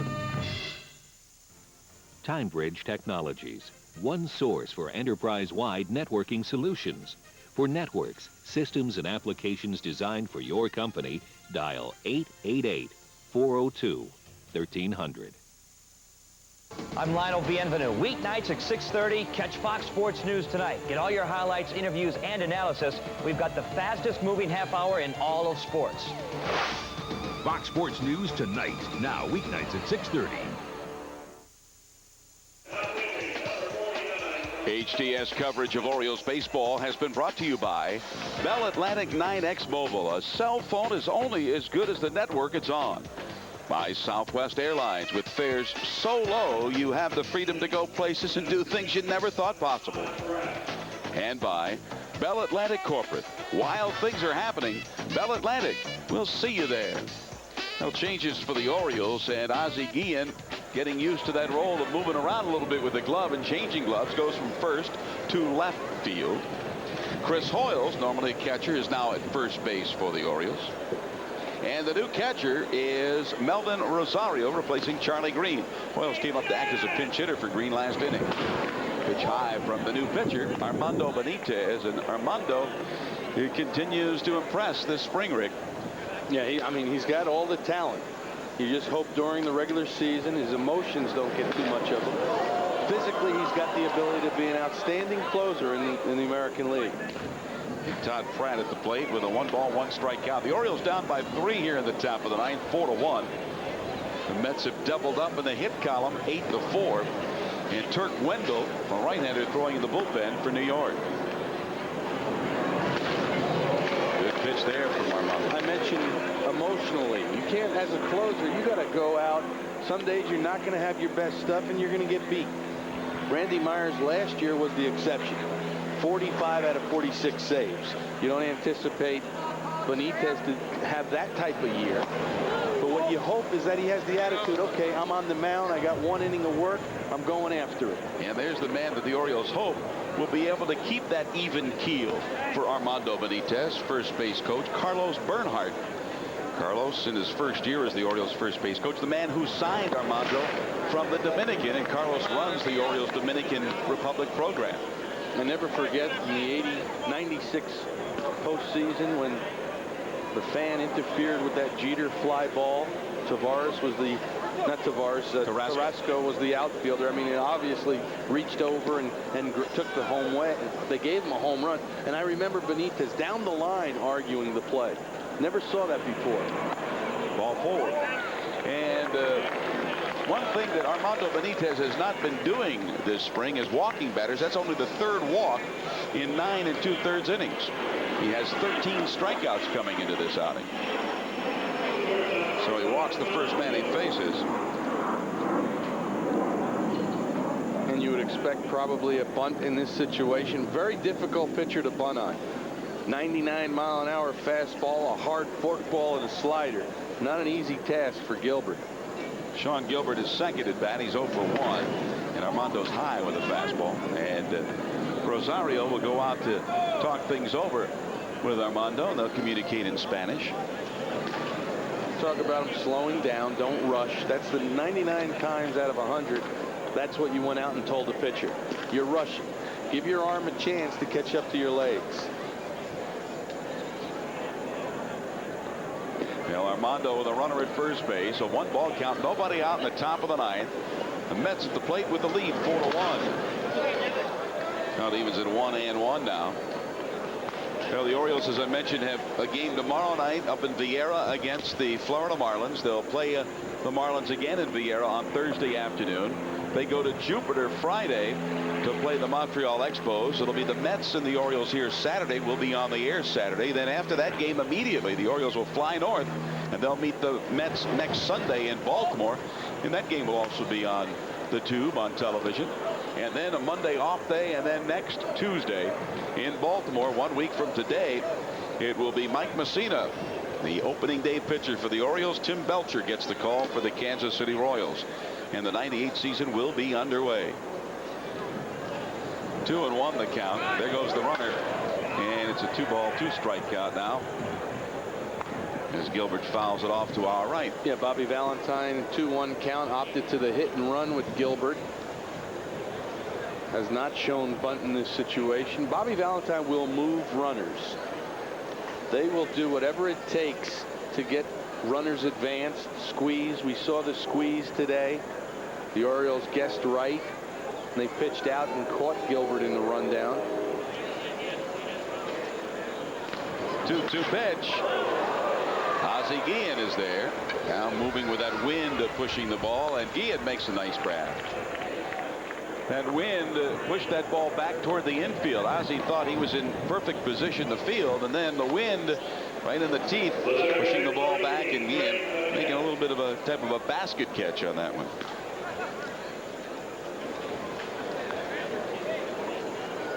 Craig Paquette. Paquette, as we mentioned earlier, handy guy to have on a ball club. He started in the outfield, then went to second base. Also can play third base, and gives you a little bit of pop every once in a while. Right-handed batter. Yeah, for the young players, little leaguers out there, you see the major leaguers now trying to make a roster spot. Paquette playing many positions at infield, outfield. So when you're growing up, play as many positions as you can. Who knows? Well, look at a guy like Ozzie Guillen. Many years of fixture at shortstop for the Chicago White Sox. Guillen wants a ring, as we heard Norm Charlton talk earlier in the game. Guillen, he says, I'll play anywhere. He's played shortstop, his natural position, second base, first base, and now he's in the outfield. And he's been doing that all spring because he knows in order to make this ball club, he's got to be able to do that. Yeah, and especially if you could tell your manager, hey, I can catch a little. Let me go back there for 2 innings. Teams would love to carry 3 catchers. Not that you'd be used that much, but as an emergency guy, you can go behind the plate. Because what usually happens in a game, there's Cal Yeah, there's Tim Bishop. We have mentioned the strength and conditioning coach, and Cal's working out behind the outfield.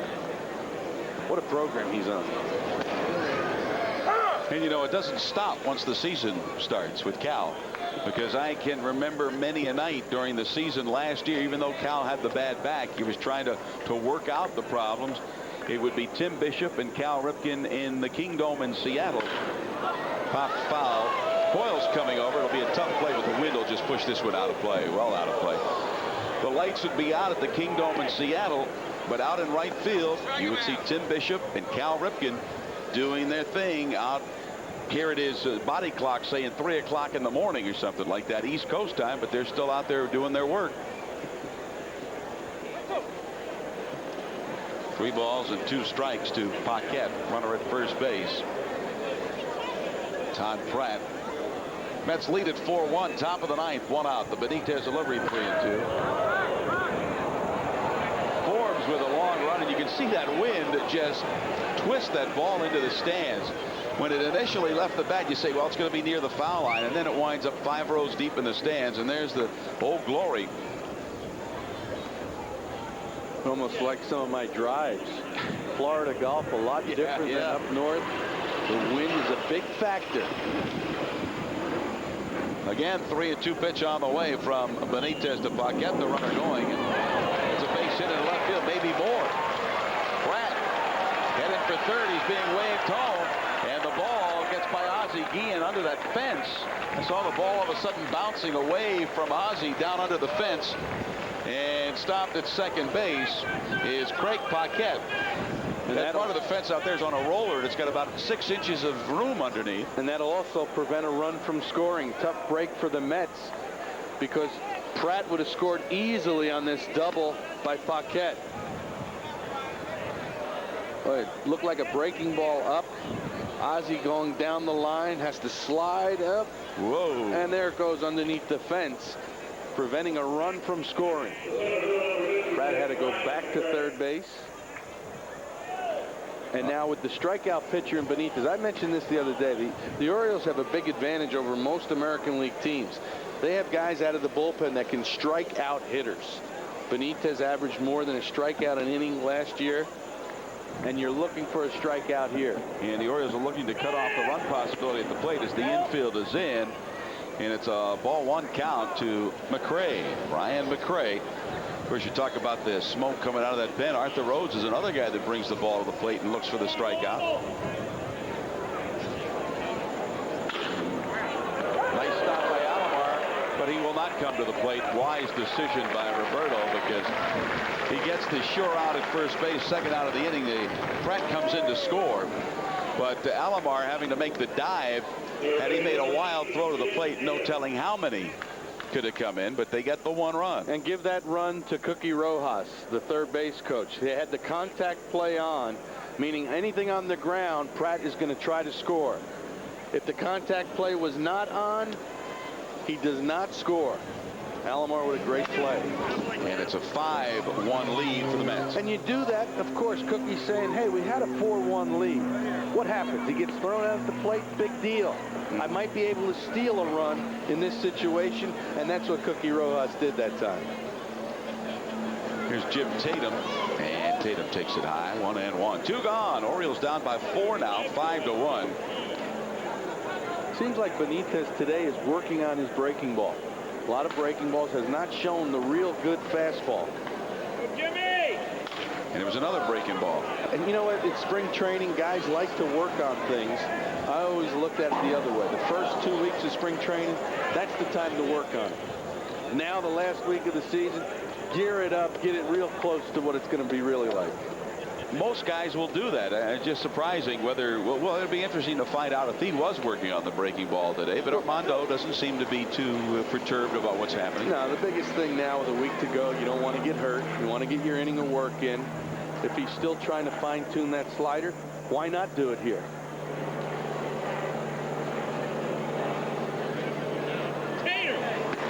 And there was the heater, and that's it. As he strikes out Tatum. But the Mets come up with another run. We go to the bottom of the 9th now. It's New York 5 and the Orioles 1.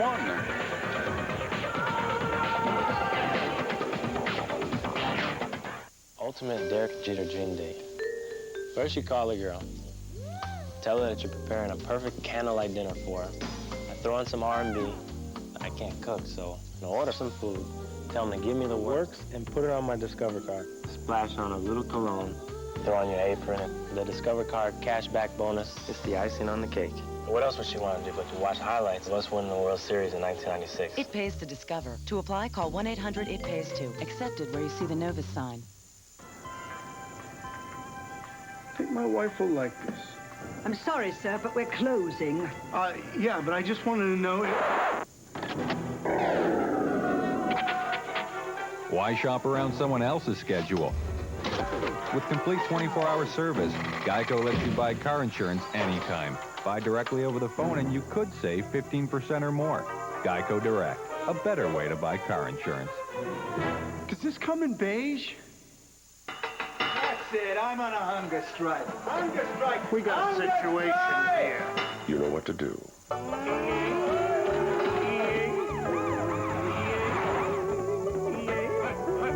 Another hunger strike, huh? Your mother made it. Mom.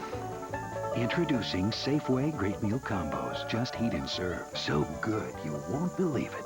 Should we tell him? I'll never know. Well, Turk Wendell has taken over on the hill for the New York Mets as Jeff Rabelais and Ozzie Guillen get a few laughs in the Orioles dugout. Orioles trail by 4 here in the bottom of the ninth. Turk Wendell, subject of a lot of trade talk, also the subject of a lot of idiosyncrasies, to say the least. Alomar is the first out here in the bottom of the ninth. Yeah, wacky things. I mean, he used to brush his teeth in between innings. He still does it. And has a toothbrush. Wants to keep his teeth nice and clean. Jumps over the foul line. He's got a lot of little weird things that he does. But he can back it up. He can still pitch. You can do all those little things, but you better be able to pitch. Yeah, you're goofy if you do it that way, but you're crazy if you don't win or you don't perform your job, your role on the ball club. Here's Joe Carter. Carter looking for that first hit this afternoon. Joe now 8 for 45 this spring. 2 home runs, 5 driven in. And I asked Joe about that. Any concern? You know, you're getting a little old. He said, Rick, spring training, I've had great spring trainings, and then I'd go north and I'd go into a little funk right off the bat. Other spring trainings, I couldn't buy a hit and start out on fire. Carter pops it. First baseman coming over is Spear. And a one-handed grab. 2 Orioles gone. Down to their final out here in the bottom of the ninth. And just to review what's gone on today transaction-wise for the Orioles. Now, the Cleveland Indians claimed Rick Krivda, the southpaw, on waivers, and Tony Tarasco has been claimed by the Cincinnati Reds. See, I knew Kevin Malone was wrong when he mentioned that 4th option, you know, where you can go down and nobody can pick you up. I knew that you had to go through waivers. And I remember in between innings, he said, yeah, no, you're right. They do have to go through waivers. And that's how Krivda and Tarasco got picked up today. Here's Ozzie Guillen for his first at bat. We had the phone calls live up in the booth. Who knows? Maybe that was John Hart. That's it. Yeah. Ozzie with a base hit, his 7th and 39 trips this spring, and Guillen reaching for that one, slammed it back through the middle. And keep the pants down. That's it. Huh? Ozzie's having a tough time in the spring, only hitting 154. That was a bullet right back up the middle. Here's a guy that's had a pretty terrific spring. Ryan Miner will stand in. Miner with 40 at-bats this spring, 14 hits, 2 of them home runs, and 6 runs driven in. Still no determination publicly as to whether he'll start the season with Bowie at the AA level or Rochester AAA. My own opinion about that? Yeah. He had a phenomenal year. He was the Orioles minor league player of the year in A-ball in Delmarva. I say you start him in Bowie. Let him have tremendous confidence. Go there and tear up the AA. You can always move him up to AAA halfway through the year. But if you send him to AAA and he gets off to a little tough start, now all of a sudden you have those mind games playing with you. Can I compete on this level? And he is punched out on a pitch that Brian thought was too tight. That's the ball game. As Ryan Miner looks at strike 3 with Ozzie Guillen at first. Harold Baines would have had an opportunity to take a cut had Miner reached, but that's the ball game down here in Fort Lauderdale. It's the final score of the New York Mets 5 and the Orioles 1.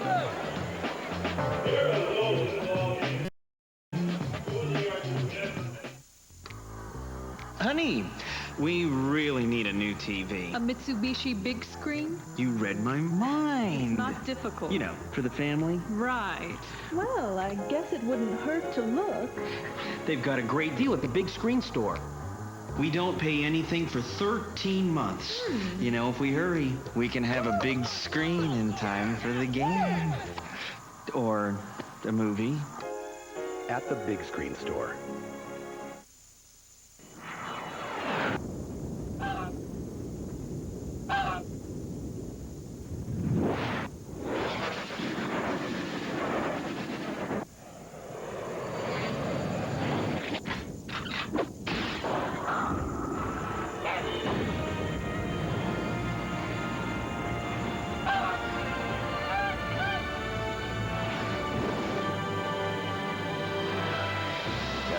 Generation Next. Do you need a new car or truck but feel like it's just too much of a hassle? Relax. Experience Apple Ford in Columbia. At Apple Ford, you'll be treated with respect. Are you concerned you'll pay too much? Relax. Apple Ford can offer you $98 under invoice on any new vehicle in stock with a tremendous selection to choose from. So if you need a new car or truck, relax. Experience Apple Ford, conveniently located just off of Snowden River Parkway and Route 175 in Columbia. This is my life. I have 5 kids. Maggie, Katie, Molly, Aaron, and Ryan. I want to be a lawyer, but there aren't any law schools where I live. So twice a week, after I get the kids off to school, I go to law school in another state. Southwest has lots of flights, so I get back in time to tuck my kids into bed. A for ingenuity. My kids take the bus to school. I take the plane. You are now free to move about the country.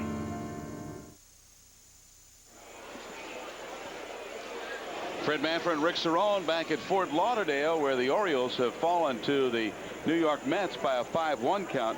Nerio Rodriguez getting the word that he was going to be the starting pitcher today because of the stiffness in the back of Scott Kamenicki. Did an excellent job. 5 innings, 1 run, and Nerio looks like he continues to impress not only Ray Miller, but everybody in the organization. Yeah, I tell you, he was very impressive. I liked the way he used his fastball inside to set up that hard slider. Terry Matthews today had another little rough outing, 0-3 now in the spring, but good moves. We talked about Rick Krivda. He gets to go to Cleveland. You know, Tony Tarasco. I'm not Ted.